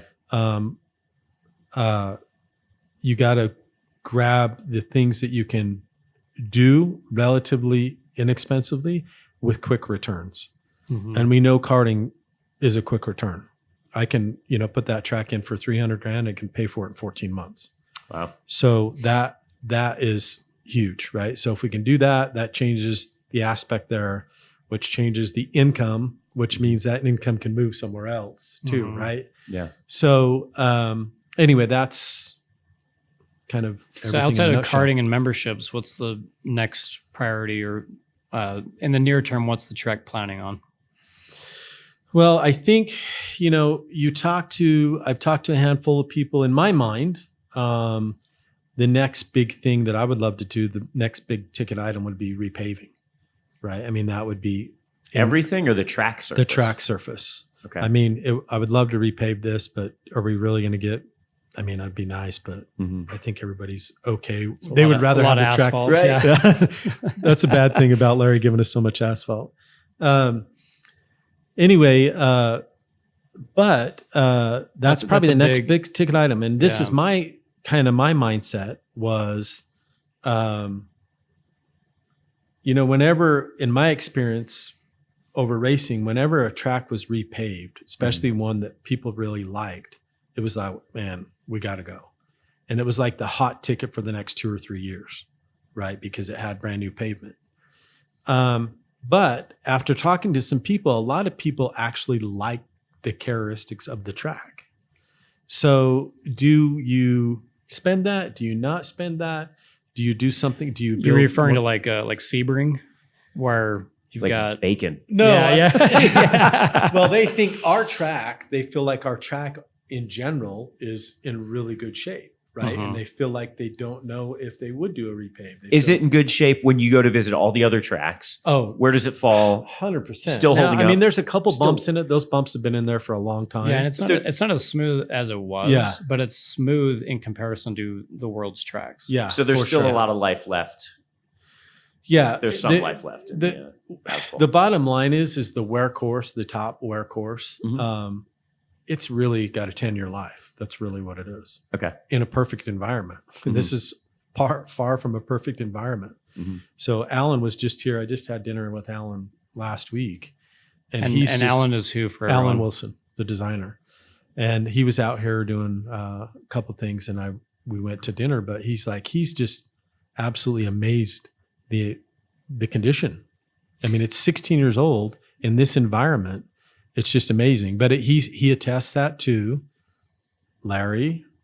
Not only Larry spending the money, because people have spent the same money Larry have on pavement, but I think it was Larry being Larry and having access to the right contractors and the right asphalt people, and them saying the mindset, this is Larry Miller stuff, which Mhm. totally changed how the asphalt plant was ran, what temperatures it was ran at, what trucks were allowed to come out here. So that think that, I know it sounds crazy, but we had a lot of issues. I'll give you an example. When we were paving NOLA, they were great too, but we had so many problems. We had to stop asphalt trucks from coming in during the paving process because they were leaking hydraulic fluid.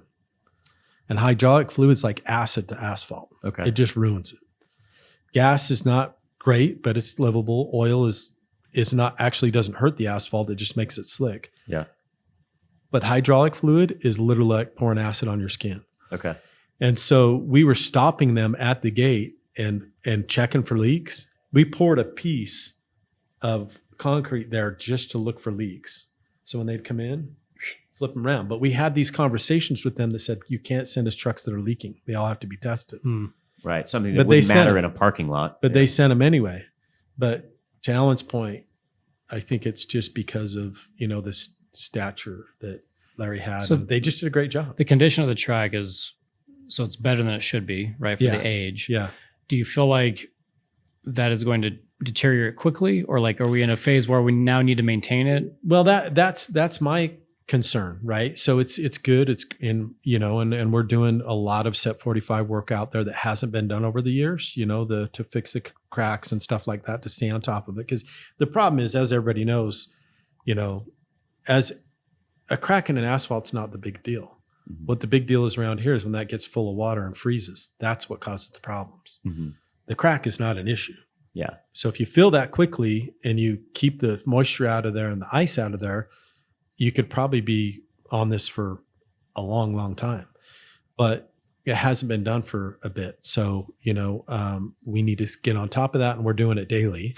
And if you did resurface, you have the east and west track. Would you do it in phases? Do you think? You would close down one, operate on the other. For sure. So you wouldn't ever have to close the racetrack. No. And is that typically what happens when they resurface? It's just closed for 6 months, for and 3 9 months. times and 9 times out of 10, like Sonoma a couple of weeks ago, they don't have the luxury of having 2 tracks, so they close it.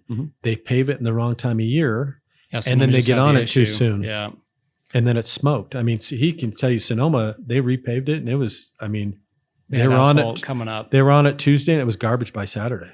Yeah, and then they patched it again for Saturday to run on Sunday, and now they're redoing it again. So we would never run into those issues because we would close down east or west. The perfect time would do it is like early September, early to mid September, when it starts to cool down. You get it down, and then you leave it all winter, and then it cools slowly, and then you're on it. We're going to get the same wear out of it, and then you move to west the following year. Yeah. So that would be the best way to do it. And I think for me in general, if I just look, I think that's probably, aside from the kart center or the kart track and redoing that maintenance building for the kart center, I feel like that's really like the next big thing. Because a lot of people, again, were spoiled. They would like, oh, wow, do we repave the track or do we build a clubhouse? We already got a $10 million clubhouse. Yeah. You know what I mean? Facility. So, I think that's really the next stage. And again, you have to, as I said, look at the items that you can get, that you can afford to do with the fastest return.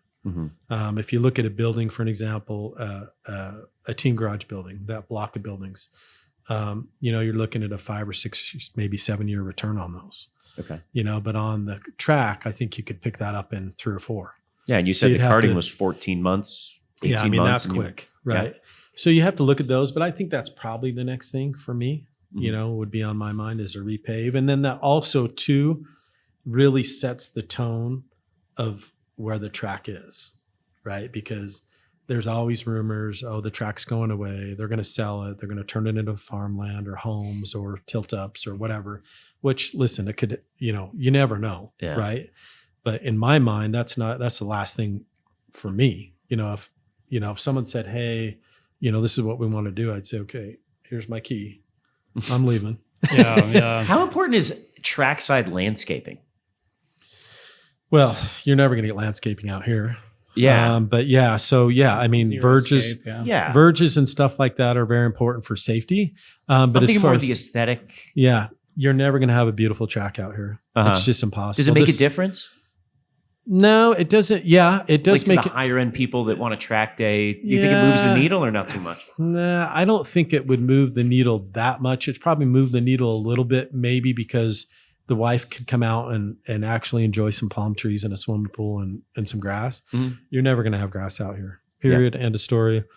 The Millers tried it. They spent Oh, they did. Oh man, they had Yeah, the whole sod. infield and They had everything sodded. They spent sod and seed. And the biggest problem you have out here is the salt content and alkali is so high in the water because the water table is so low. Yeah. And comes off the, I mean, you Right, just, it's right there. now, could you do it? Yes, you could do it. But But what some- you'd have to do is you'd have to put a filter system in, some kind of to filter all that crap out of the water and then put it on your lawn, which is insane if you think about it. But then also with the water situation that Utah's having, Mhm. these guys would come unglued if we said, well, we're going to just put a filter system and drop, start some sprinklers. And just sort 10 of million gallons of water on this baby a year so we can look at it. an aesthetically pleasing zero-scaping, not worth it either. No, I think aesthetic, they should have done that Mhm. because Larry would have paid for it. But Larry liked lawn. Larry was Okay. the lawn guy. He's the one that I know there's, I've talked to Shane. I've talked to people. They said, don't do lawn. And Larry's like, it's got to be green. I want lawn. Yeah. So, but yeah, for me, for as much as they spent on sprinkler systems and lawn, and do you know we have 42 water meters on this property? Holy. 42 water meters. But there's not.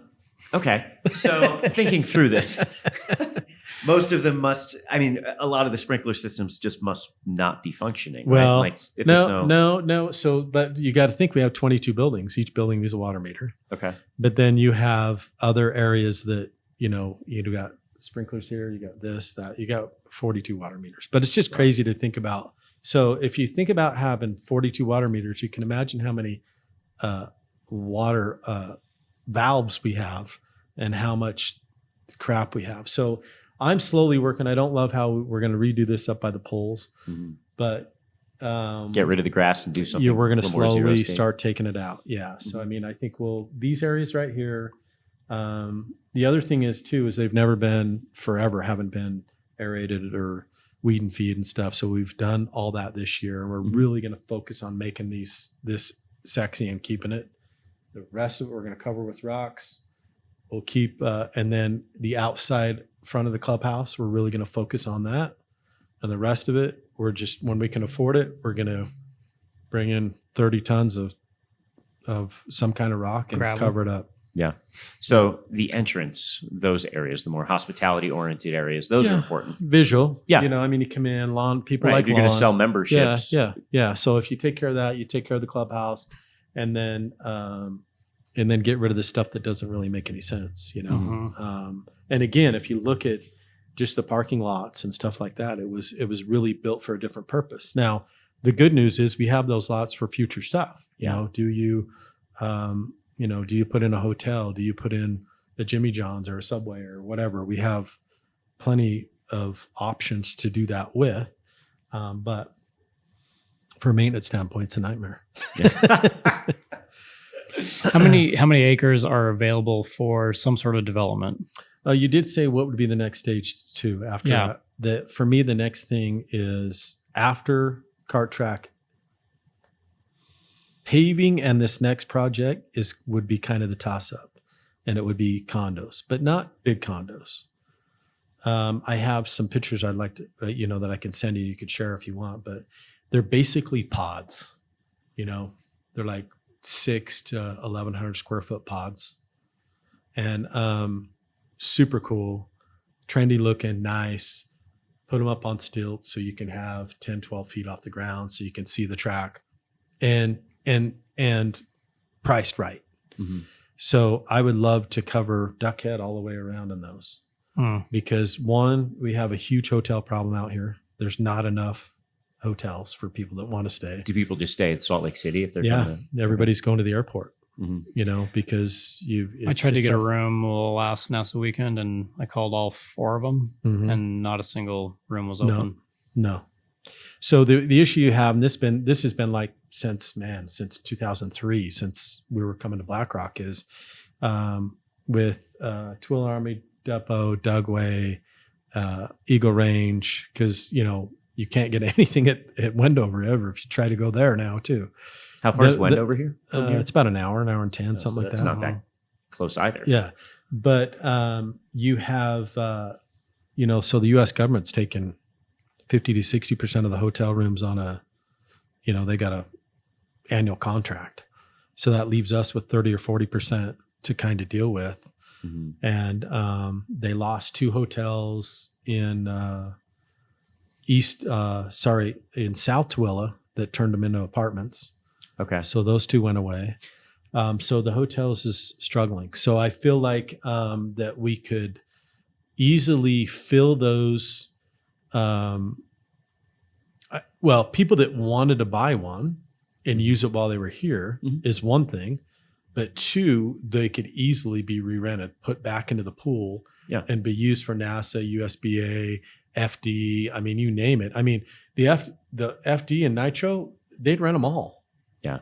I mean, they got to rent in Salt Lake. They may as well rent here, and then they don't have to worry about their guys making it in the morning anyway. So I think that would be right on the balance of which one do you do, because I feel like that return on those would be pretty quick, and it's needed. You know, everybody would appreciate those. Well, the return would be a lot quicker if you're going to sell it too. But again, you know, to look at the market, we're not thermal. You know, we're not going to be, you know, entry level $607 million for the top one condo. That's not us. You know, we need to be in it. We need to find something ready to rock for $200,000. You know what I mean? I buy one. Yeah, seriously, for $200,000. Yeah. So and it's possible. So I think that would be the next other thing too. Some sort of modular prefab. Yeah. Something. Yeah. Exactly. Yeah. It's exciting. It's cool to hear that not only what's actually happening in the immediate future on the track, but just that management and ownership is proactive, right? Like you're trying to solve the problems. You're identifying problems and you're solving them, instead of just kind of spinning your wheels and be like, the track is what it is. Yeah. You know, it's very cool to hear that you're doing that. What do you say to someone who thinks that the track won't be here tomorrow? As far as me, as far as the people I work for and William, that whole group, there was 0 conversation about track shutting down or moving on or whatever. I mean, it's just like, you know, all they want is their reports, and they leave us alone. Really? So yeah. So they're pretty hands off. They let you guys do very hands off, and and they're really hands off now that we're not losing money, right? So I mean, you know, I know. So the track is profitable. Yeah, I mean, you know, going back to the start of, you know, the Millers losing, you know, they my time lost as well, you know, and so 22 was our closest, or no, 22 was a break even, and 23 was a break even, and I mean, that's for me is like it's a big win. It's a big win. Yeah. And especially going from that to what, 8 million in the hole every year. Yeah. I mean, it's crazy. You know, I mean, the Millers, like I said, there were 4 to 6, depending on who you talk to. And then we were anywhere from 8 to 1.2. So loss. $1 million lost in a season. Every year. You know, and everybody's like, "Oh shit!" Yeah, you so guys have turned that around. Don't work. The bathrooms don't work. Well, and that's without any of these programs you're talking about, right? So it's like, okay, the track is breaking even now. Yeah, we get in place a membership program, exactly. And that's just more revenue. If you get a title sponsor for naming rights, whatever, there's more revenue. You know, that's well. And the other thing I want people really to understand too is China is not asking for any money. You know, my time doesn't. I mean, this is like. My time being a China-owned the China company, or Chairman Lee is actually the owner of. Do you have any insight as to why they bought it in the first place? What their long-term goals are? I think the one. I think they bought it because Alan didn't want it to go anywhere.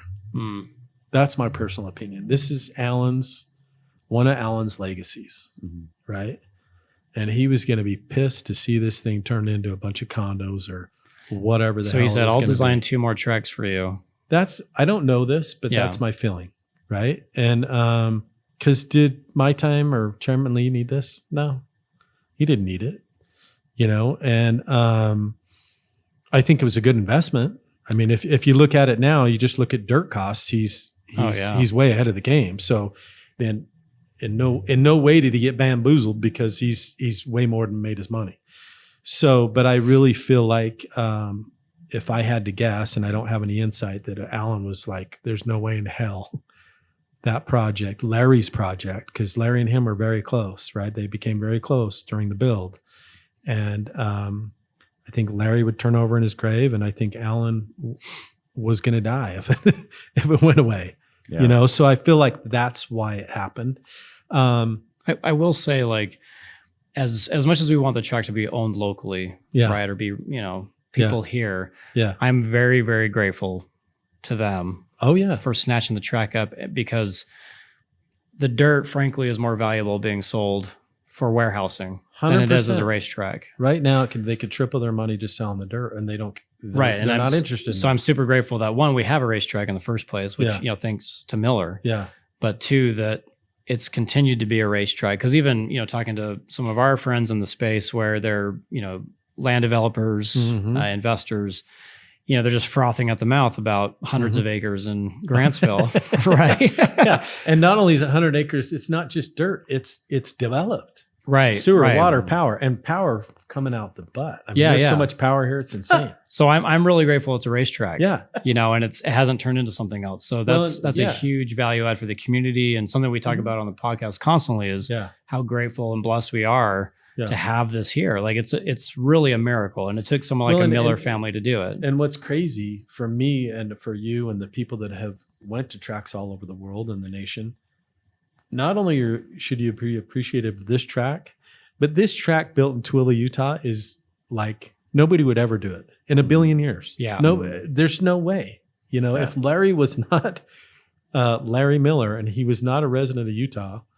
Good point. It's a little bit of a unicorn, isn't it? Yes, because this track would be a unique track in California or Florida or whatever, because this is an amazing facility. But to build a facility this quality anywhere in North America would be amazing.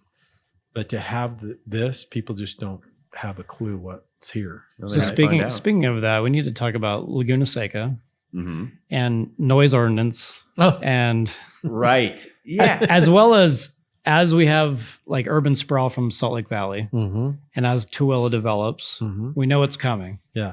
I don't think so. You don't think so? No. Do you have any noise restrictions? Just past 10 o'clock. Yeah, past 11 technically. Okay. But there's no noise restrictions, and we can also get a variance for those. We just have to tell them we're going to do it. Okay. So like a night Grantsville's fantastic, been fantastic to work with. And the residents are they're cool? We haven't had any issues. Now, we get a lot of requests to go over that 11 or 10. We call it 10 just to be safe. But I don't want to push the subject because I want to be a good neighbor. Yeah. It's important for us to be good neighbors. I want to be under the radar here. I want to be above the radar to all the people that care about us. And I want to be below the radar to all the people that don't care about us. Right. And it's important to be good neighbors. And wait, not everyone likes the sound of race cars? Yeah. No, I can't figure that out. We were talking about, beforehand. Especially Laguna the GT40 Seca. yesterday. Oh, yeah. I bet that sounded great. There's GT40 out there? Oh, my God. It was so loud. Awesome.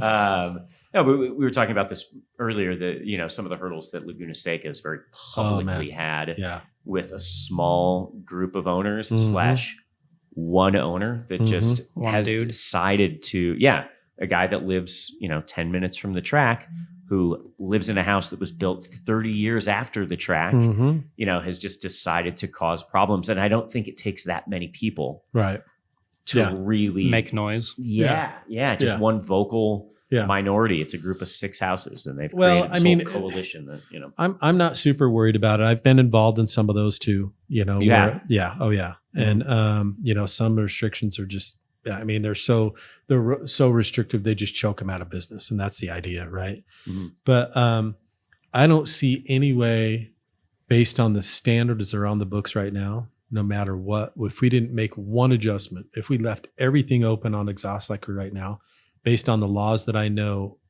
at our fence line and the law, which is 100 at our fence line and 150 feet on the outside of our fence line, we would never hit those marks ever. And is that because of it's all industrial land, warehousing? But even if you didn't do that, yeah, I mean, you might, if it was all residential, they might be able to get that variance lowered.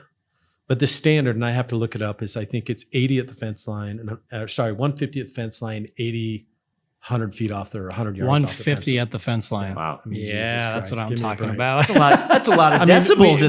we'd have to look it up again, That's what I'm and maybe, talking about. but you're not even near it, right? Yeah, because And- we go to Laguna Seca and you got to put some contraption on your exhaust, and absolutely. your badass race car turned Yeah. into a Maybe non-badass maybe race it's car. 80 at the fence line and 150 off. Anyway, I have the stats. well. which are Laguna standard. is 103 like trackside, Yeah, like which the is microphone insane. at the track. Yeah. They're trying to, I think the most recent lawsuit was trying to get it below 90. Was the Yeah, it's just who buys a house by a racetrack and then complains about it? The same guy. And- the same guy that buys one next to the airport. Yeah, yeah. It's the same guy. It's his second house. Oh my gosh. Well, the guy in Laguna Seca, unsubstantiated, but apparently he used to show up to track days. Like he used to go to the track. He had a nice car, and then, I think he tried to sue Laguna Seca in 2012 and lost, and then tried to sue them recently in January of this year and ended up settling. So the one caveat So I he have heard got is that DQ'd. Laguna has so many loud days a year, Yeah. right? And the local residents have agreed to that.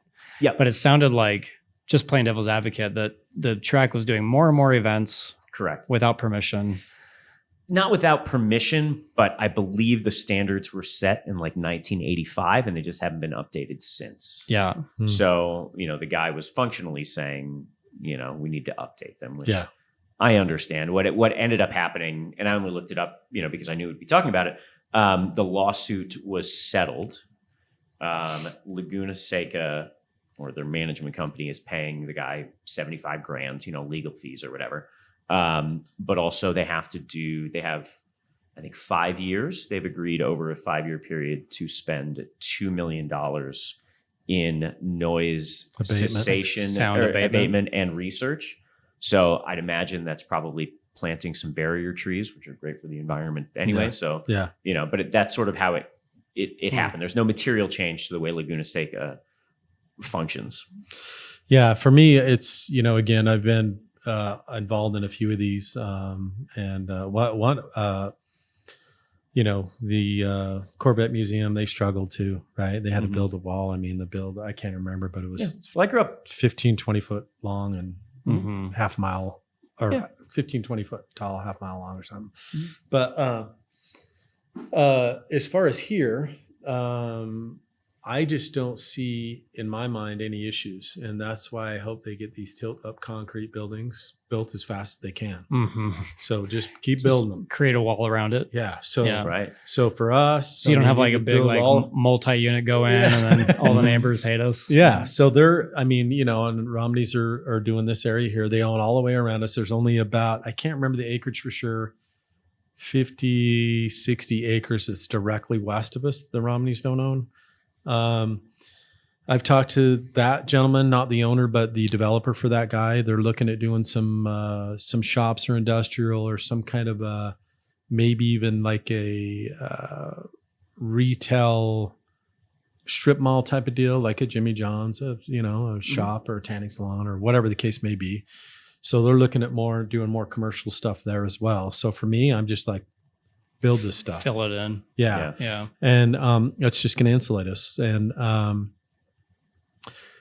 but the other thing is too, if we really went down that road, obviously we would fight it. I really feel based on the information that I have now, that where the microphones would be, I can't believe they even have them next to the track, which is insane. It's off property. It's the law in California is in its own law. Where they have their own government, right? They're on their own planet over there. the law is whatever leaves your property line. Okay. That's it. You know, I mean, so it, you know, I don't care if it's 2,000 dB at the track, as long as it's only, you know, 60 at my property line or 80 at my property line, then it is what it is. So you have to run a different exhaust at Laguna Seca? Yeah. Yeah. Okay. They're in Sonoma, and you know, Laguna does have exemption days, like when IndyCar comes in. You know, they get however many days a year where they can have unlimited, but they pay dearly for it, and that series pays for those unlimited days. But yeah, anytime we go to Laguna, Sonoma. Skip Barber. Now that I think about it, back in the day, their school cars. Skip Barber still has sound ordinance. Yeah. Yeah, their school cars all had to have an extra muffler stuffed on the end of them. Just to, you know, get within the. Yeah, we call them Laguna pipes. Okay. Yeah. Got it. And it's a game, right? Because it's all bureaucratic, and it's all just trying to work the system. You know, so Laguna pipes typically come off the exhaust tip and go left. Okay. Because the microphone's on the right side of the track. Right, so you shoot the sound to the left. Don't be giving away secrets here. This is, but it's all just like gaming the system, right? Yeah. Like you have the exhaust go left, and it gets it away from the microphone, and that's the only regulation is when you go, and it's exiting turn 5 up the hill. Okay.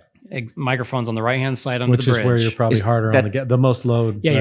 you're full throttle up the hill, so the car's. Is that the edge of the property line too? That fence along 5 and 6? Definitely like on the far side of 6, but there is that like the frontage road is like next to 5, and there's the campground, so it's not quite the edge of property. 6 is where the property line is, right? 6 is like the cliff off. Yeah, but yeah, the microphone's right there at the bridge. Car's under full load. It's on the right hand side, so everyone shoots their exhaust left, and there's guys who even lift as they go past the microphone. Just to do their part. Just to do their part. Just to be a good neighbor. Yeah.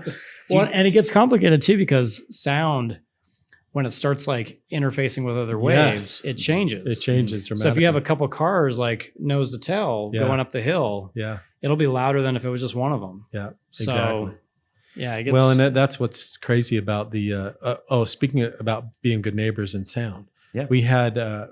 where the track was built at NOLA, the Zurich Classic Golf Course, their PGA course, is literally 1.6 miles away from the track. No kidding. Wow. So when we started building the track, those guys were freaking, right?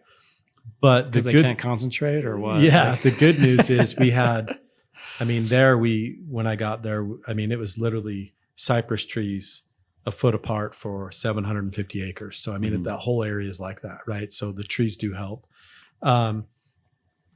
But we, to be good neighbors, Laney purchased, the owner, just because he didn't want to be a jerk, purchased microphones for the fence line, purchased microphones for the neighborhood right before the golf course. And we did our own readings, and we were proactive, but then we, again, be a good neighbor. During the 10 days of Zurich, we didn't run, and we only ran go-karts. Oh, that must have been so nice for them. Yeah. To come to them saying, we know it's an intrusion. We know this is your big day. Yeah. We're going to leave. We're not going to do anything for 10 days. We're going to do other stuff. We did, corporate karting, and we did corporate events and meetings and those type of things. And, but we wouldn't do any races on the big track. So yeah, that's very cool. That's the things you really need to think about, and just being neighborly. Yeah. Yeah, exactly. And in fact, when we did that, then they started, because there were so many people, they started using our parking lot to park people and shuttle, and then they pay us for our parking lot. And so it all worked out. Right. Yeah. But yeah, I don't have any issues here. I don't have any worries at this time, as far as noise, but that, there's lots of options, like you said, to tone stuff down if we needed to. Yeah. Well, also, like you said, there is a huge benefit quantifiably for Tooele to have this racetrack. 100%. Yeah. Yeah. It's really hard, and I guess it's really not that hard. And I'm going to work on an economic impact and annual economic impact for the county to deal with, whether it's, just whatever the fees we're paying, the jobs we're creating, because it's not just the people here. It's not just employees. It's not just our staff. It's, what kind of jobs are we creating that are in the tenant garage? What kind of jobs are we creating for the vendors that come out here, the boiler inspectors and fire inspectors, and I mean, those are beyond that, the hotel rooms, all the gas stations, everything sees an impact from the track being viable. You know, I feel like we're contributing a lot. I mean, can we contribute more? Absolutely. You know, but you know, it's I think the biggest issue with this place in general, you couldn't afford to build it now. It's like anything else, right? You know, I mean, when you build your house and then it's 10 or 15 years later, you couldn't even afford to build it or buy it now. Mm-hmm. So it was built at the right time by the right person, but there's a little fatigue with it because it never exploded, right? It never became, I don't know, a destination. I don't know. I'm trying to think of Talladega or something. It never became that, like, man, the city just embraced it. It's the coolest thing in the world. And the reason why it didn't is because it was way before its time. It couldn't do it then, I don't feel, but I think it can do it now. Now, would it ever be the beer and seats thing like we talked about? No. But as far as a really cool place to go, the impact, the beauty of it, the people using it on, you know, the utilization of it going way up, I think the time is right now so I feel like there's a little fatigue from the surrounding people, the OGs, right? The county people, the neighbors, the whatever. Well, we've never had more money in Utah, and we've never had more car culture than now. Yeah. You know. Yeah. So I think we're in a good spot. You know, and I feel, again, for me, if I leave tomorrow, I feel like, you know, because I was nervous at coming back. I mean, like, you know, it was like, I know how much money this place was losing. I mean, can I fix it? I don't know if I can fix it. I have no idea. Yeah. Right. I mean, is it fixable? I don't know if it's fixable, but for me, I could leave tomorrow feeling like, you know, I did my part. I got you guys to here, you know what I mean? And I feel like that was good. I mean, not just me, I mean, Jody, you know, the team, Terry, Jen, Kendall, everybody, you know, if it wasn't for all of them, because they're all working, you know, when I got here, there was a lot more employees. I know you guys know that. So we shaved a lot, but you had to do it. And they've all stepped up to the plate to really, you know, cover all those bases. And because, you know, as I said at the starting, you can't run this place with, you know, $3 or $4 million worth of payroll. The track seems to be in just about the best position that it's ever been in, with the financial climate of Utah, with so many people moving in, but also the other pieces, you guys that are in place to take advantage of it, to be proactive. You know, you've done a great job, and, you know, your mind is in the right place, and obviously it's working. Yeah. You know, so I think this is a really exciting time. Well, and the thing that I'm excited about is, you know, outside looking in, the Miller era was, you know, the heyday of the track, because just soaking money into it, right? Yeah. But what's even more exciting to me is that if the track is self-sustaining, even if it isn't looking as great as it looked, you know, 15 years ago, or doesn't have all the big series coming through, well, at least there's like a path forward for longevity and scalability for the track. Absolutely. Whereas before, it had none of that. It had Miller and a deep pocketbook. And without that, it would have gone under the next month. Oh yeah. I mean, you know, without Miller's, I mean, if anybody was crazy enough to give you a loan, me and you, to build this, we'd have been out of business in year one. Yeah. Right. But the other thing though, I do feel like, because I feel like we're in a perfect time, is, so we know that we can sustain what we're doing right now forever. Right. If we add these other two elements in, now we're talking profit. It's not big profit, but there's profit to put back in and do a little bit of a time. But the other thing I feel, now that they see that it's maintained and there's a little bit of profit, and I told you earlier, I don't know if I told you this, it was thinking, they don't ask for a dime. Every single dime, every dime that I make goes right back into this place. They've never asked for anything. They don't need it. Right. I didn't finish that because we talked about this being a small piece, and then we moved into the other tracks. But it's not like they're emailing me or sending me a message, say, hey, you know, you need to pay us back or Yeah, right. whatever. They're not asking for any of that. So I know that I feel like if, when the profits do come and I say, hey, this needs to be done, they're going to say, go for it. Because I even know they're going to do that because I've asked for money to do certain things. And they say, listen, this was a year ago. You're on your own. If you need to do this, you need to sell this, you need to sell a piece of property, you need to do that. Do what you need to do to survive, right? But I feel like if we can get to a stage where we're heading in the right direction, I think reaching out for an investment at that point to see it's not going to be the big thing for as any investor. I'm happy to invest, but I don't want to invest in expenses. Mm-hmm. So I don't want to invest in payroll or operations costs. I don't want to invest in that because there's no return in that, right? All you're doing is making payroll or making, payments or whatever you're doing. That's not an investment. That is basically giving you money because you're not making it. Mm-hmm. But if we're sustaining and growing a little bit, then saying, hey, I need a X investment, then it's an investment. Because right now, as I said, there's already the value of the property. The value of the property is already doubled or tripled if you just look at the dirt. Mm-hmm. So for me to ask for an investment to put a hotel in, for me to ask for an investment to do this or that, I think it's going to be a much easier conversation, setting a business plan and saying, hey, we need this to do the next stage. Can I give you a deposit now for the condos, or do I have to wait for? Yeah. Yeah. Yeah, we got to start some pre-orders for this. Yeah. I need a boat to put them on is what I need. Yeah, right. Well, super appreciate you spending time with us, and I know you're a busy man. I appreciate you guys. Thanks. Good. Can I ask There's one question that is wildly off topic? Maybe. It has to do with karting. Okay. So you, for anyone that doesn't know, you ran the Rock series in the U.S., right? Like Rock Vegas was your thing. Well, yeah. So originally, probably my biggest claim to fame in the karting industry is in 2013.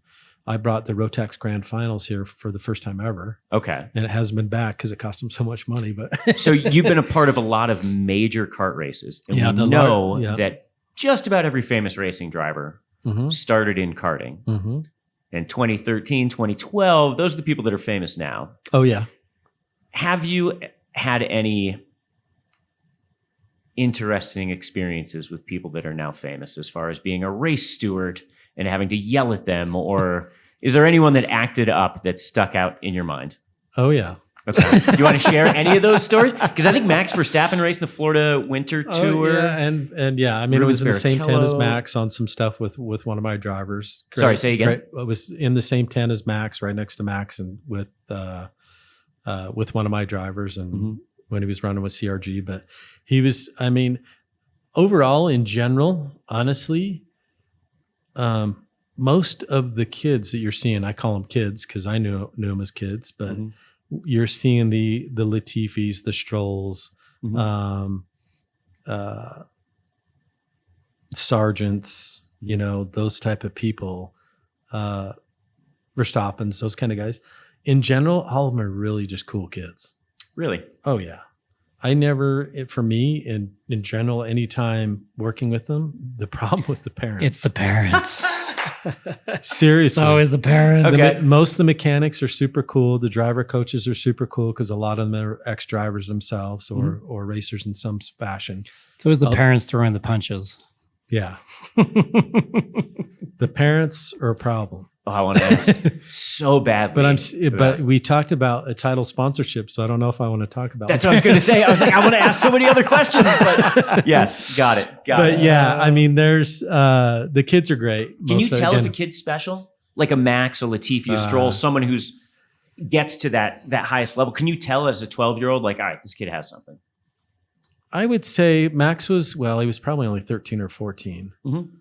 But man, that guy, I think out of everybody for sure, and it's showing now, he was just a machine, absolute machine.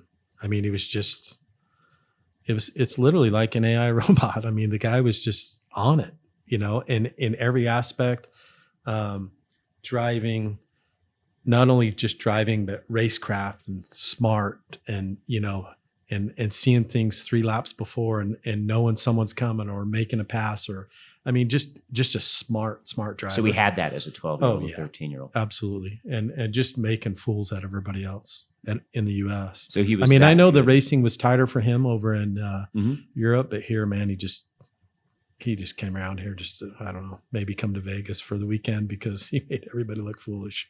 Wow.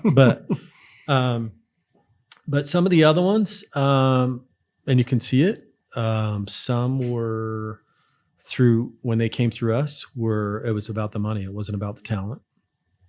Some Gotcha. that are currently in there now, you can see their talent it's not at It was about that dad's level. money. Yeah. I think a lot of that too. Speaking of dad's money, title sponsor. No, but I think a lot of it is also desire. If you have a kid that's just singular-minded, absolutely obsessed with racing, they're going to develop quicker than someone who likes it, but is ultimately doing it because their parents have the means or whatever. Well, and I think, I mean, if you look at, but I think you get that. I mean, I don't know much about Lewis's history, but, I don't think his dad was a huge racer, was he? Nope, not at all. He didn't have anything to do with it. Max's dad obviously was. Mm-hmm. But, Lewis is an amazing driver too. But Max, I mean, he just lives, eats, and breathes it. Right? You knew he was special when you saw him as a 12-year-old. I mean, and you look at him now when he's not in a car. What is he doing now? Right. He ran Sim a racing. 24-hour sim race. Yeah, he's during constantly doing something. He's got a steering wheel in his hand probably 23 hours a day. Mm-hmm. And that's the passion or the desire just to crush everybody. Yeah. There's something in him, maybe the desire to be the best, or he has natural talent or a little bit of a both, but he still has the, I want to crush everybody mentality no matter what. Yeah. Right. Mm-hmm. Some of the other guys that we worked with, and again, there's a lot, we talked about the people that don't have the ability to, or the funds or resources that get passed over, that you see that. And it kind of sucks to see that light go out in them, because I've seen that a few times too. Yeah. I've seen kids that have come up through programs, go out and jump in a Lamborghini and on weekend 2 and be faster than the factory driver, but not have the money to go. And it's also weird. You see people that are really fast in karts or in a junior category of cars. Doesn't seem to click when they move up to a different category. Yeah. And what was funny about the way Max drove is because, and I understand the idea.